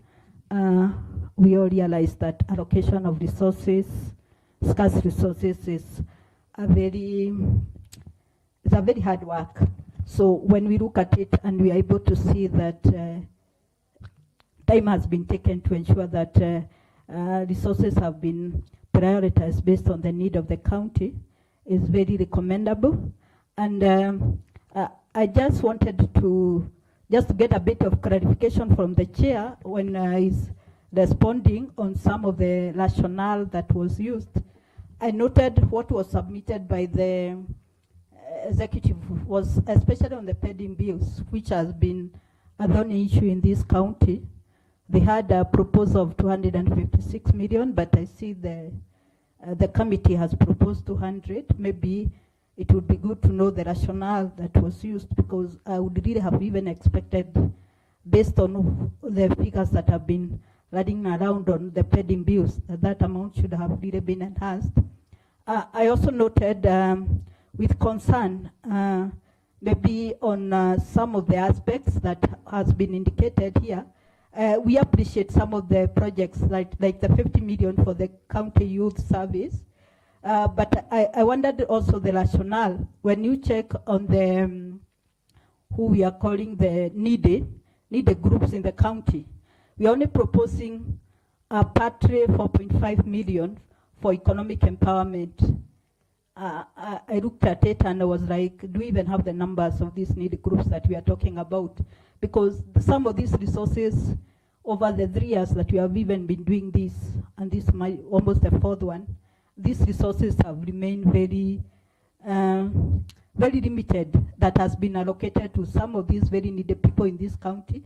And especially when you talk about economic empowerment, we didn't need to remove them from being needy. And the only thing we can do about that is ensuring that resources have been allocated to ensure that we actually empower them and ensure that they are also based on the other Nyandaruans that we have. But having said that, I want to appreciate the good work that has been done on these many aspects. And also on the recommendation of the pending bills. It's very important that the recommendation is actually adhered to the core, because when we say we are on the ground and listening to Nyandaruans, the issue of pending bills has really been a thorny issue, and it's also contributing to so many other things. Like, I have this feeling like when we talk about delayed procurement of services in these counties, that is one of the main things that is really resorting to some of these things not happening on time, especially when you are told that tenders were floated there and there was non-responsive. So basically, the only reason that can tell you there is a problem, and as an assembly, we really need to do something about it, but I support. Thank you. Thank you. Honorable Kayeni. Thank you, Honorable Speaker, for the opportunity to contribute on this ADP document. I wish Honorable Gashomba was in the House, because I like making contribution when he's here. Honorable Speaker, as you know, we both eyeing the Member of Parliament for Kinangop, and therefore when we face off each other in the House, that does demonstrate what kind of a breed of a leader we're looking forward to take to the National Assembly for a national discourse. Honorable Speaker, I want to begin by appreciating what the chair budget did say. I saw him, moving the ADP in a very charismatic manner, and I couldn't help appreciating the fact that we're looking at a leader who has come of age. The very first days we felt like he was still too young to learn the Department of Finance, but I can't help appreciate that he's come of age. And for him to be able to present this budget ADP in the manner he did, that demonstrates that we indeed have developed a Dedenyero in the House. Keep it up, Honorable Chair. The future can only look better, and keep it that way. Matters finances is very well in your hands. Honorable Speaker, I want to say two things. Very, very fast. One, to appreciate the Budget Committee, and shamefully note that as much as the Vice Chair did say that other members are not in the House when this important matter is being discussed, but a majority of those members of the Budget Committee are also not present in the House. And that does tell how serious the Budget Committee members are. And they left the Chair and the Vice Chair, and just a few members in the House together with us. So as we make the noise that the Vice Chair was talking about when the itemization is coming, I believe some of the Budget member committee will also be screaming the loudest as if they are not supposed to be in this House. It's also shameful that the Chair did move that. If we were not here, I bet the quorum would have fallen, and that would have left the Chair and the Vice Chair with a smirk on their face. Honorable Speaker, I want to say this, that indeed the role or the responsibility of doing the budget and the importance thereof of doing the budget is to allocate and appropriate resources. Well, as we've been here 3 years now, the fourth year is here with us, and the chair did warn us that we only have one more budget to do, that we not have the honors of implementing, and therefore this is very important. And having done this 3 times, and this being the 4th one very important question which I want to pose to the Budget Committee is that I'm looking forward to that time when the Budget Committee will do the Lord's work, or the God's work, if you like, where the good book speaks about sharing a bean. That a bean, one single bean, is shared among the people that are present, and it is done so equitably. I'm looking at that time when we look and say, this is the cake that we have. Small and or big as it is what we have. How do we share this cake equitably? I am looking for that time when you're going to, and this is a challenge to you, the Chair. I know you're doing your best to do this, but at that time when a word called North Kinangop, if I may use it because the Chair Public Admin is here, or Gadara or Gethafai for that matter, doesn't feel like it has been shortchanged. And I'm not saying it has been shortchanged this time around, but I'm looking at that time when we look and say, we really don't need to care to worry much about how the Budget Committee is doing their work. I know it's challenging, but it's doable. When I look at the budget and I say, I still believe that it is possible to allocate 50 million. I can see you have improved from 35 to now we are in 40. You have improved, but we can do 50. Because mathematically speaking, 50 times 25 translates to 1.25 billion. Really? And yet you have a little more on development that is left on the other side for the governor to come up with the flagship projects. And therefore, to allocate a word like the 550 million, we'll be able to leverage all the needs per se in terms of resource allocation of resources for the programs that are beneficial to our people. Honorable Speaker, when I was listening to the Chair and the budget that submitted, he was very detailed when he was talking about what was proposed to be allocation for each department. I did do another column trying to say this is what was brought as a proposal, but how much do we allocate? I know it could be there in the report, but I wish you could do that so that I could compare what it is that was proposed in each department and what has been appropriated by this assembly, so that I can tell the difference. And one of the concerns that I did pick was the allocation for the county's attorney office. 36.5 million is what was proposed. I have seen a figure like 30 is what has been provided for. I am reminded just a week ago that our courts have ruled that counties have legal departments and they should stop outsourcing for legal services. And therefore, we need to really move on this, because one of the biggest pending bills comes from the county attorney's office, legal matters. And going forward, counties must be able to take up that. And I know when the executive went to the Senate, before the Senate, that issue did come out. And that is what informed the desire or the need to hire the solicitor that is in the office. The other point that is also important, Honorable Speaker, is to look at the allocation for the county machineries. And I know the chair, the chair Rhodes is here with us and is a member of the budget committee. Each ward is allocated 2 million. And it has left me scratching my head and asking myself one question. What has happened to the machinery?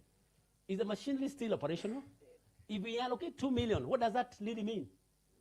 Do we still have the machinery program? Is it still necessarily important? Is it functional? Or is it dead? I'll leave that for a discourse going forward. I know, for instance, the grader for Unit 1 is dead like a dildo. I don't know what are we going to do when it comes to matters, grading the roads under Unit 1. The machinery is in Nyakeo, in Magumu, and they're supposed to come together 5 minus a grader. And I will be appealing, seriously so, that a grader be found and replaced. The other point that is also important, Honorable Speaker, as I finish, is that I've also noted there is 40 million allocated for the floodlights. And one of the questions that has hit my mind is, what informed the figure of 40 million in terms of electricity bill? Is it because of the number of floodlights? Is it because of the power they're consuming? Could we have looked at a possibility of allocating, solarizing these floodlights so that we now don't need to pay bills? The 40 million paid is money gone. It doesn't mean that the subsequent year, that bill will not be paid. It will still be paid. But if you solarize, it means the subsequent years, there will be no need for allocation of such amount. And probably this is one of the areas that we need to be looking at. And with those many remarks, Honorable Speaker, I want to end it by looking at recommendation number F. Recommendation number F. I want the chair to hear this.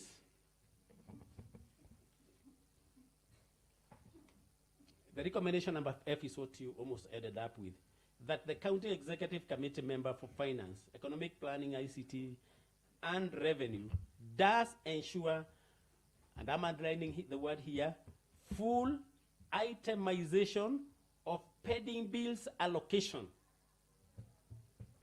in the itemized budget, and a list of historical pending bills to be submitted together with the proposed budget estimates not later than 30th April. This is very important. It is high time that we know how much we owe suppliers. We cannot be living in oblivious of how much we need to pay. In fact, Honorable Chair, the Speaker, I would really beseech you that 30th is a bit too late. Get the list of the current and historical pending bills before your committee, the earliest possible. 30th is a bit too close to the budget itemization process.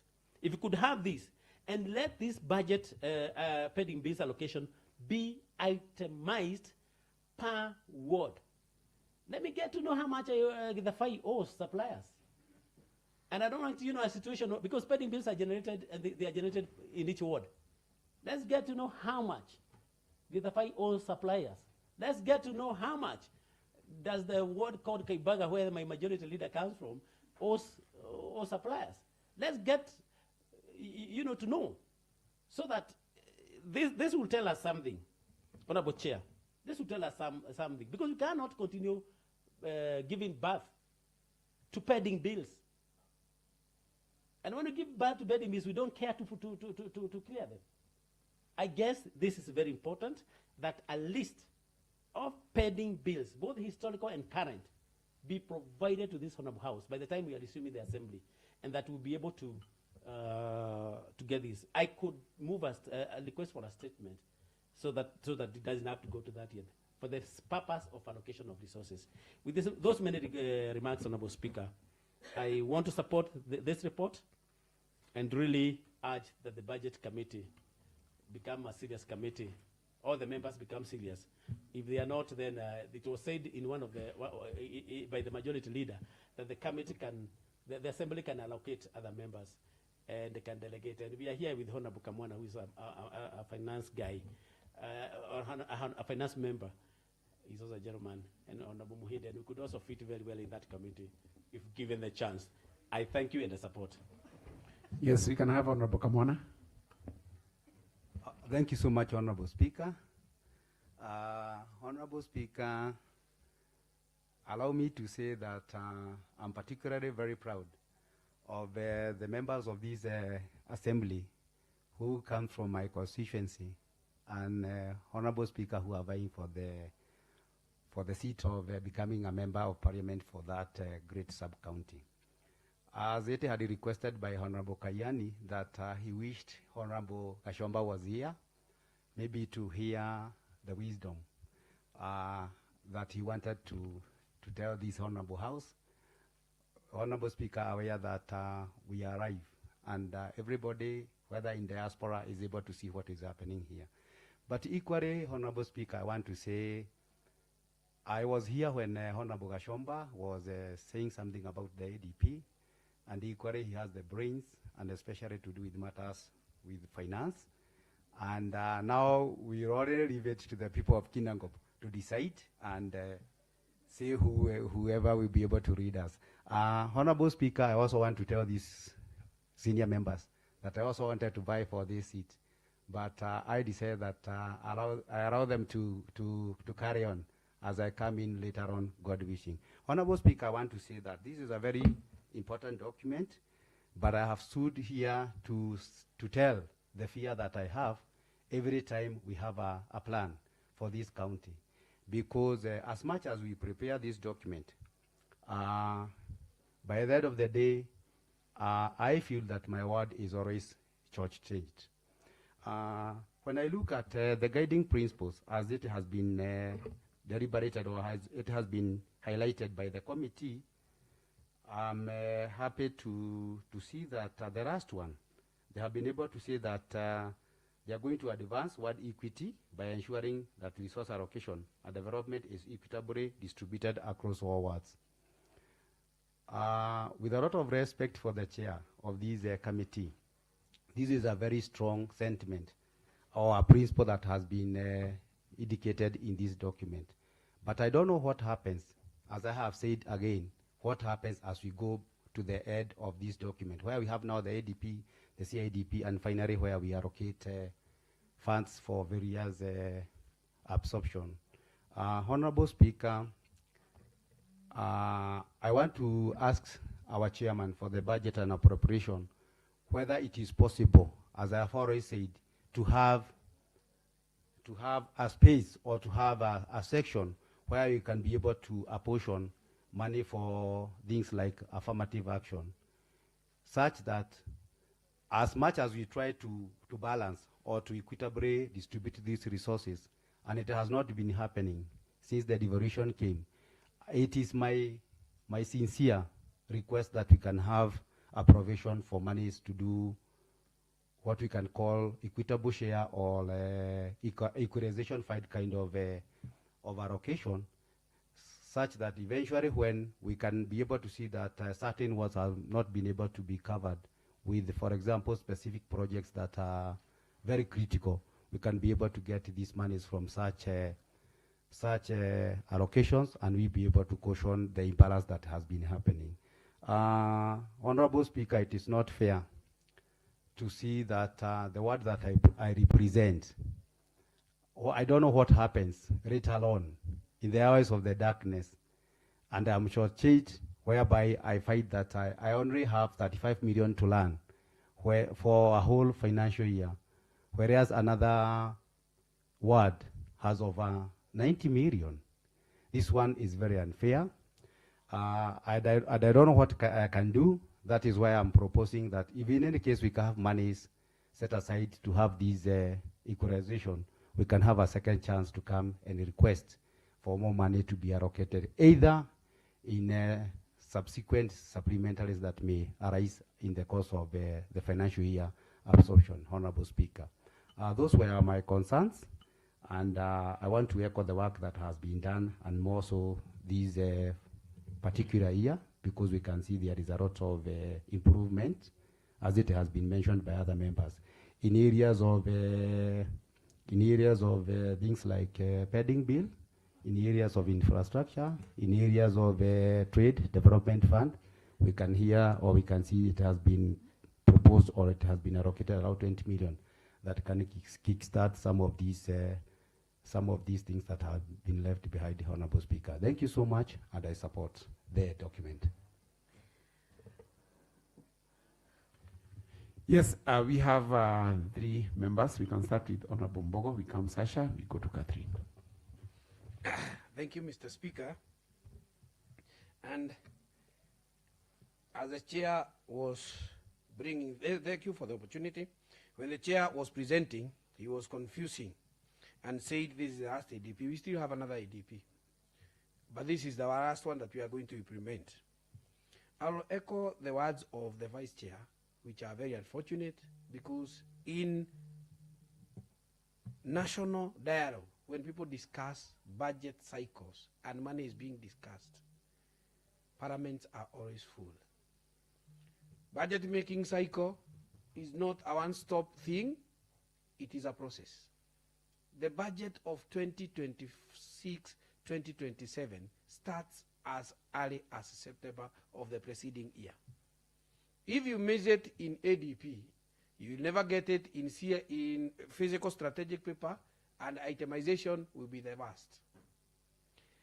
This document, because I belong to the budget committee, we have tried as much as possible. Resources are always scarce, they will never be equal, because you find a ward like Weru will never benefit from municipalities. And the money expected from municipalities and KUSIP and those others, it is coming from Nyandarua. But of course, it has its advantages. So we will never be equal. But we have tried as a committee to make sure, in as much as possible, we have tried to get the minimum requirements of a ward. The challenge would be, and this one I am now directing it to the executive. 1, chairman, through the speaker, make sure that the ADP we have just passed will be totally implemented during the setting of the ceilings. Because we have been passing ADPs, and in the middle, there are introductions of mega programs that alters and changes what we had anticipated. This ADP, because I was near, because I happen to be a member of the State Committee budget, emanated from minimums of the wards, additional of what will happen in the assembly, and all the other departments that are going to benefit. To remain here, we are going to prepare the last one for them. But this is critical for them who are looking for seats, because where the final wrap of the dispensation, or rather the third term is. With those many remarks, I support the document and remind the chair through the speaker, let the ADP be minimized, or let us set the ceilings in February coming based on what we are going to approve, because introduction of new programs means shortchanging of other areas, and that is the darkness that has always been surrounding this area. With these remarks, I support the document. Thank you, Honorable Mbogo. Bibi Honorable Mbogo, is any member who has indicated he wants to retire? I've heard you saying some are saying they retire. There are many, Mr. Speaker, but Thank that you. one now, it will be hard in the Caromaido areas. They are retired. Honorable Sasha, we proceed. It will be hard in the Caromaido areas. They are retired. Honorable Sasha, we proceed. Going to implement for the term that we are MCAs in this house. Honorable Speaker, as I listened to the Vice Chairperson, Honorable Gitao, break down the budget so well, I remember we had a meeting and we were called to this consultative meeting on porridge distribution in ECDs. And Mr. Speaker, I really support, because 16 shillings per child is quite affordable. And this being a formative level of education, it is important that we keep our children in school. Remember, not every child comes from an equal background. Some are from very vulnerable backgrounds, and sometimes they miss school because of lack of basics like food. But this porridge will ensure that they get, to school on time. They are encouraged to continue learning, and we will have a return on investment by having educated and very sharp young ones in our county. Also, the 25 million allocation to equip the ECDs, we have seen an example with many counties have replicated this and have effected this in their areas, where we see that we have modern ECDs where kids enjoy. We have to entice our children to enjoying education, not as a form of punishment or just a mere, passage, but something that is going to lay a foundation for a great future for these kids. So I really support that. And I even wish if we can even make it free. Because I remember when we were studying, we had the maziwa ya Nyayo. And it was really nutritious. It was nice to have it, all for free. So maybe the committee, next time when the budget committee is sitting, maybe when we want to leave a legacy, let it be free. But this is a great step ahead. The other issue that caught my attention was the issue of establishing maternity blocks in health centers.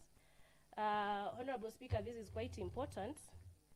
And as mothers, we know how critical these services are. Because one, we are going to bring skilled attendants closer to the people. So in case of obstetric emergencies, we'll be able to capture them and deal with them before they cost the lives of our mothers and the newborns.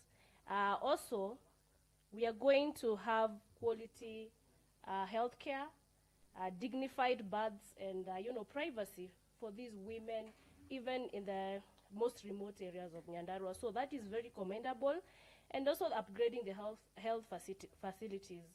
As we upgrade the health facilities, let us not just do the buildings, but ensure that we have medicine, we have equipment, we have medical personnel that will attend to the people of Nyandarua.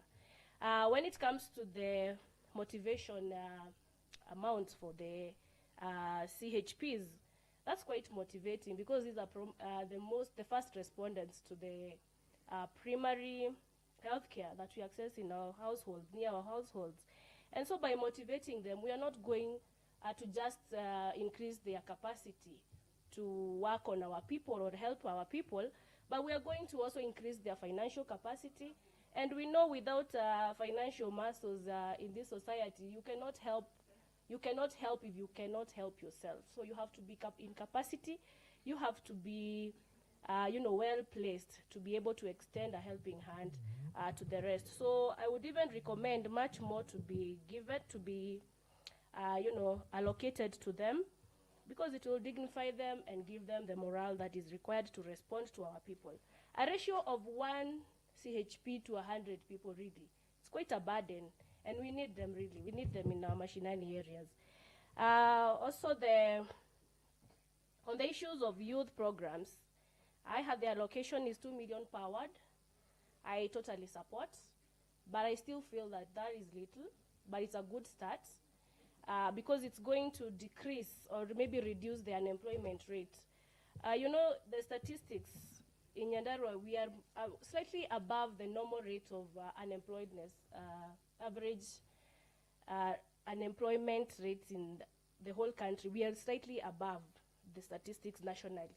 So it is quite imperative that we allocate good monies so that we can train. And these funds, we should see them training our youth. We should see them, funding groups, seed capitals. We should see startup kits and maybe equipments like car washes being established all over and sponsored by the government. And even the sports and talent development. These are some of the things that will really help cure the idleness amongst our youth. And the ripple effect of this will be dealing with the issues of drug and substance abuse. Lastly, Honorable Speaker, so for me, I think we should increase this amount on the youth programs. I'm very keen on the youth funding, because this is where the future of this county is. And the more we have empowered youth, the more the future is luminous for Nyandarua County. Lastly, Honorable Speaker, I want to talk about the 78.5 million on water allocation. Mr. Speaker, I've been a victim of fetching water, and this thing falls on women. This burden falls on women and young girls. When we were young, we didn't have water in our area, but some efforts have been made to pass water to our households. But I don't want to see another girl who is supposed to be studying, doing the same things we did, yet we have a devolved government, we have budgets, we have representatives in the wards. So it is quite important that these water be connected. Water connectivity is actually a basic need, I think. For me, I think it's a basic need.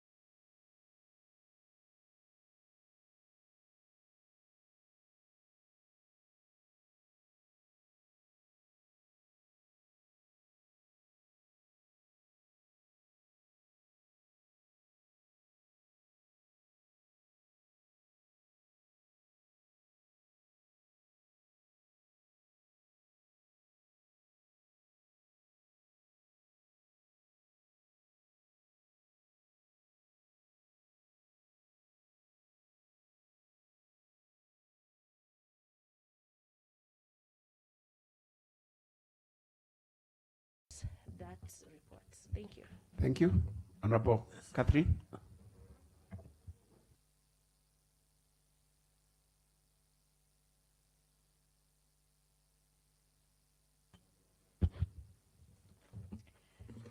Thank you, Honorable Speaker. Mine is to congratulate the Budget Committee for the work well done, and also highlight a few issues that have been put forward on this ADP.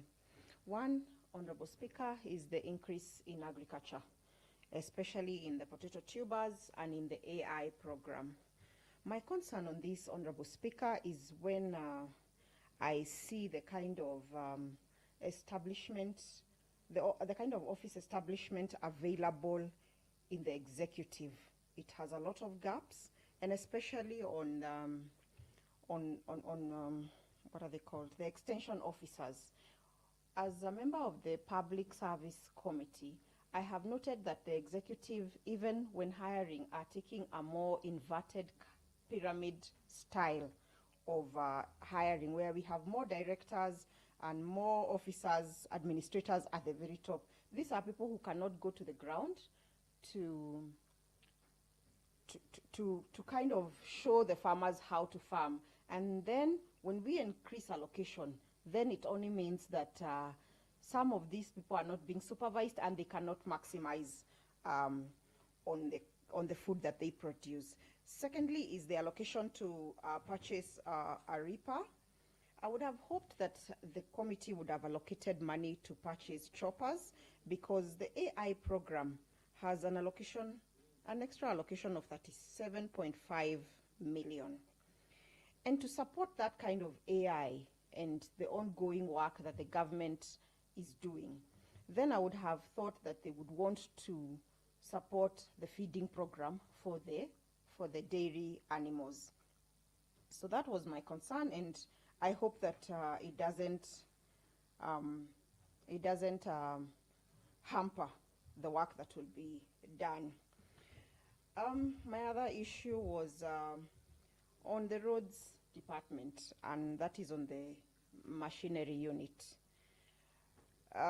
When I came to this assembly, I think every member was allocating 8 to 10 million for that unit. Today it is 2 million, and probably some wards don't even have, maybe some are the ones who have allocated. Maybe in future assemblies, it will be important to pass a policy where, one, we buy better equipment, because when you look at the last regime, which was when the equipments were new, there was work done. As a resident of Kireta, there was a lot of work the former MCA did on the roads. And I feel that probably the wear and tear of the machinery has overwhelmed the department. So it would be important that the next assembly, or even this assembly, passes a policy where we initiate a fuel card that is run directly by the engineer and the member of county assembly of that ward. And with that, Honorable Speaker, I support. Maybe you can call the mover. And also wish to call the mover to respond. Thank you. Yes, Honorable Kingori. Honorable Speaker, I would thank you. I would request that before I proceed, there's something that I just request from the Speaker. Chair, clarification whether we can adjourn.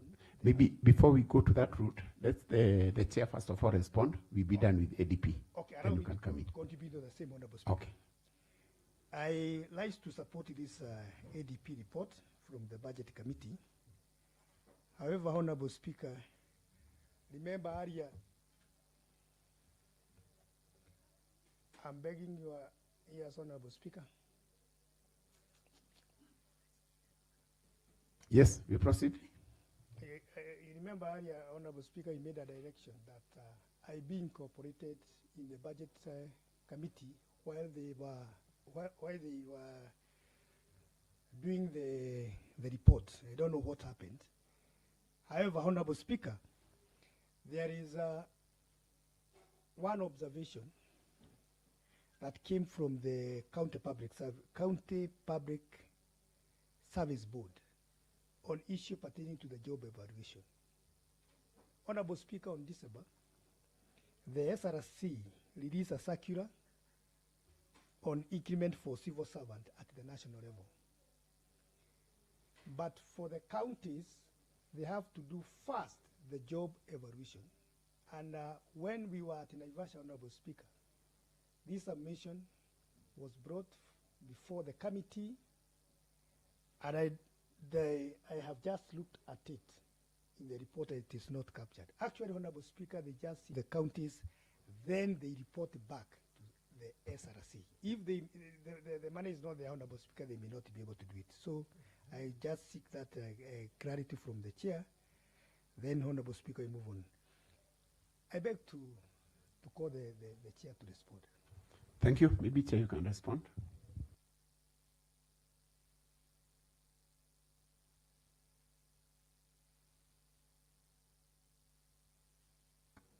Thank you, Honorable Speaker. I want to appreciate members who have unleashed the debate on this report. They are very serious and deep discussions and very good suggestions. The only unfortunate thing is that after giving the suggestions, they have gone out. I don't know how the chair is supposed to respond to people who have gone out. The same members who are saying that members are not present, they have also left. So they were accusing other members of not being in, but they have also left. So I don't know how to deal with some of the responses. But for the hazard And I also don't want to any member to feel that their debate or discussion was in futility. Allow me just 5 minutes just to highlight some and to assure members that I know also our secretariat have been following the debate. We have told them so they can also pick some of the action points that we also need to deliberate, because as the Honorable Bogo said, budget making is a process, and being a process, this is only the first process of developing the ADP. The other document, the CFSP and the itemized budget that will be coming later, and I think we can be able to enrich some of the discussions that are coming out from honorable members. I want to appreciate, and also we also encourage members, as you do your social budget, consider the vulnerable groups, the PWDs, the youths, the women, so that they can be the beneficiaries of the social budget. When it comes to the issue of Honorable Kayani have raised an issue, and more, I'll pick only one of the issues that he has raised, is getting a reducible minimum to 50 million per ward. Because we have allocated $1 billion, it was argument that it is possible to have 1.25, such that each and every ward will have 50 million. Honorable Speaker, eventually, by the time we do itemization, most of the wards will get to 50. Because this is what we have given members to itemize. But remember, Honorable Speaker, we have further monies, like what we provide for our own nominated or special elected members, like 70 million. So it means 16 wards will still receive extra 4 million from the special elected members and so many other things. So by the time we balance the budget and calculate each and every ward what it will receive, it will be 50 million. Honorable Speaker, I can assure them that what we have given elected members is 50 million. That is your money. And Honorable Speaker, one of the greatest fears I have, and one of the greatest achievements we have achieved as an assembly, since the assembly, the first assembly, is irreducible minimum. Most of the counties don't have irreducible minimum, because in terms, what we call irreducible minimum is a ward fund. It's a ward fund by other means, which is not entrenched legally anywhere. But we have been able to push and negotiate with the executive that they allow us to have irreducible minimum. By the time we finish the itemization, I can assure you most of the wards will have 50 million or even more, depending on how we balance other interests, like the special nominated, the other things that come up. There is a place where maybe the governor wants to do a bridge, specific request by His Excellency the Governor, it is going to award. So by the time we are able to do this budget, most of them will have those 50 million. Otherwise, if we squeeze that we have 50 million for members to itemize, this balance, it gives us a lot of headache, because 250 million to get it, it requires a lot of issues and balancing. Honorable Speaker, when it comes to the issue of CFS, he has also said that he requires the pending bill before that year. Honorable Speaker, I agree with him, and I know, as he has stated, that he will do a statement. We have said by. Our English is very clear, by. So it can come as even as next week. It can come in February. So I would recommend the Honorable Kayani to do a statement. It will be more effective, it will be more faster, so nobody is hindering. I'm not saying it have to come on that yet. The earlier it comes, the better for us to be able to consume the information for planning purposes. Honorable Kamwana have raised very serious issues on equitability, and he has requested whether we can have an affirmative action on some of the wards. Honorable Kamwana, I agree with you, but we have had a very serious problem on what is affirmative. I think the first assembly through Honorable the majority leader then, member for Murungaro, tried to bring a motion in this house to establish an affirmative fund, which failed terribly. In the last assembly we tried, supported by Honorable Itau, we failed. I remember there was a famous slogan of Sabusa or Samosa size word, and there was chaotic. Because when you try to define what is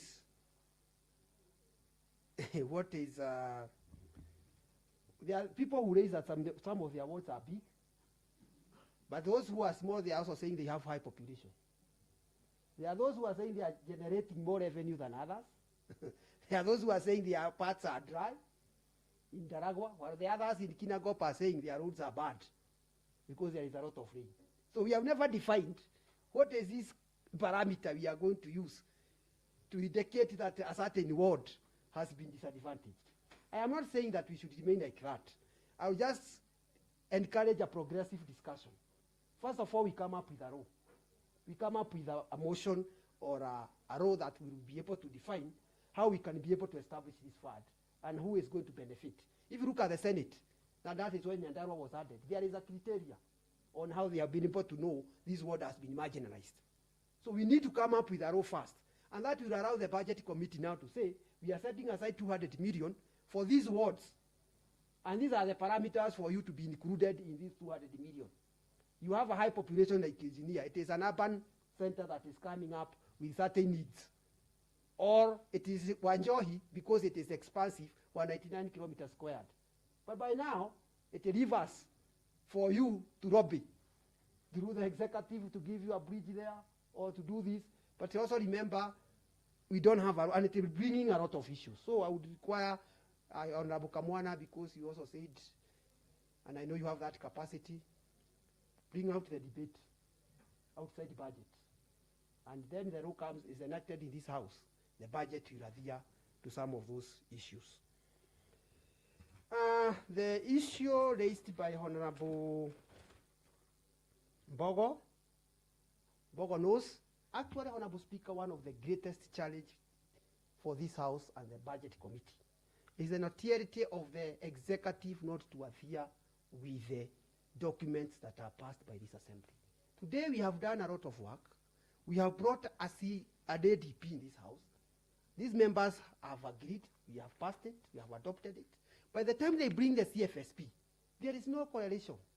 They have deviated significantly, whereby the executive introduced, you can meet by the time we come here on 28th of February, a very new program, significant amount of money. And there is a lot of pressure.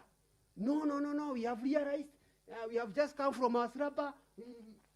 And then it makes our budget-making process very difficult. From the wisdom of those people who prepared the PFMA, they knew these things. They said, unless it is unforeseen, and there is a certain percentage you can deviate. But one of the notorious things we have been able to achieve for this government, especially this regime, it is deviation. Bringing a lot of issues that today I cannot stand here as a chairman and assure these members that what we have done today is what is going to appear in the final itemization. I cannot assure. We have allowed, it is not within the law, but we have allowed in our own habit of consultations and peace to allow some of these things to happen, and it brings a lot of challenges later. So, Honorable Bogo, it is incumbent upon this house, not only the budget committee, all the stakeholders involved, to make sure that which we pass here, it is adhered to, and if there will be any changes, very minimal deviation to happen. If we do that, we will be able to assure that members that all their interests will be able to be safeguarded. Honorable Speaker, when it comes to Honorable Catherine, I agree with her significantly. We have increased the budget for agriculture. But then, we are not, and I know Honorable Kengoli will see this. That is why you need the evaluation. We are increasing the budget for agriculture, but we don't have workers. There is a lot of serious gap. Even though we are putting a lot of money on potato tubers, AI, and all these seed, we don't have extension officers. I agree totally with what she's stating. So you also need to balance and look at all these things in a way, such that we are able to make sure that these budgets are consumed and our farmers are able to get the proper services and advice that they need. The only things that I want to disagree with Honorable Kate is that she has said that by the time, there were times we were allocating 8 million for machinery. I know Honorable Bogo will agree with me that we had indicated within our policy that the depreciation rate for our machinery was supposed to go for 3 years. I think there's a 6th year now. So we cannot accept that there is serious depreciation when it comes to a part of our machinery program. And that is why we are reducing significantly. When they were new, they could be able to consume 6-8 million. But today, to consume 4 million is an absolute task. So that is why in that realization, we are telling members reduce to 2. But that notwithstanding, we are also allowing members, 2 is what is compulsory. If a member feels that you want to allocate more within your irreducible minimum, it is still around. But I can assure you, we really need to overhaul those machinery program, bring new machinery. They have served their purpose, and they have done us justice. Me, I can say that. So they have been able to do that. It is now high time we think on how to regenerate that program and bring in totally new units so that we can be able to achieve what we used to achieve maybe 4-5 years. Finally, or not finally, I want to respond to Honorable Shasha. I was listening to you keenly, and I can attest without any bias. You have spoken like a county member, women member of this county. The issues we have been able to raise passionately about women, health, and youth qualifies you to go to the next level, because seem you have a touch in the matters of, hopefully, this will not come back to me politically, but that was good. All I want to respond is that you have seen what was given the other day, and I was even shaking that the legal department or the county attorney office have become cash cow for many counties. And there was so many money that was flushed on how counties are using the legal process. I don't want to say that 36 million is sufficient for our county, but I think it is high time now we start sensitizing even that office to come up with alternative dispute resolution mechanism to reduce this amount. I think we need to sit down. I agree with you, there is a backlog of pending bill. But the last time we checked, and I was very disappointed because I really wanted to support the county attorney office, and we invited them. They could not answer merely basic questions. They could give list of those pending bills. Somebody was paid, another list comes say he was not paid. When the county attorney asked, he say, I don't know why the finance paid this and not this. I am not the one who instructed this person to be paid. And there was a lot of things that we felt uncomfortable. And we felt that the county attorney is out of control of that office. We are open to discussion. We are open to support the county attorney because we need a very strong legal support for the county. We need to increase the staff there. We also need to explore dispute resolution mechanism. We also need to encourage county to be very careful to avoid some of these cases. Because generally, how I wish that that money could go to service delivery to the people instead of, but then we will consider your 40 million is attainable, but there's still a lot of things that need to be done within that office. When it comes to youth, I want to tell you that His Excellency the Governor, this is the time round. There is very serious support for the youth. When you hear 50 million for youth service, when you hear 10 million for prior running, when you hear 15 million for Governor's Cup, when you hear 5 million for KISA games, all this is money going to youth. I can also assure you, most of these members, because they know their voting block is youth, the social budget, those machines, those car wash, there will be so many. Actually, I was telling the department to start preparing on where they are going to put this equipment. So I can assure you this year, women and youth will benefit a lot when it comes to social budget. Finally, Honorable Kingoli, I think it did not capture our budget committee because I need to agree and to be very open on that 7 million for evaluation. I agree with you, it is very critical. We will see as we approach the ceiling. We will see because we have provided 28 million to the County Public Service Board. That is generally what they use on their day-to-day for interview for running the board. But if there was such kind of a request, I don't know how it is. I don't see why that oversight, but we will see that how we can be able to accommodate that. We need job evaluation. It is very important. We had said and we had indicated earlier, as we are doing the budget, we want to do budgets per department. We want to see especially the salary, compensation to employee, the way we are supposed to be doing it these days. is supposed to know, for example, in health, how much are they consuming for compensation, in agriculture, in every other department. So it is very critical because we are supposed to do program-based budget instead of itemized budget as we usually do it. So we are going to support you. I will be consultation with the members and also with the clerks to see how we can be able to accommodate that. Honorable Speaker, allow me to appreciate the members. It was a very nice discussion. I have really appreciated that support. And thank you very members because of that rich debate we have had this morning. Thank you, and I move. Thank you, Honorable Chair.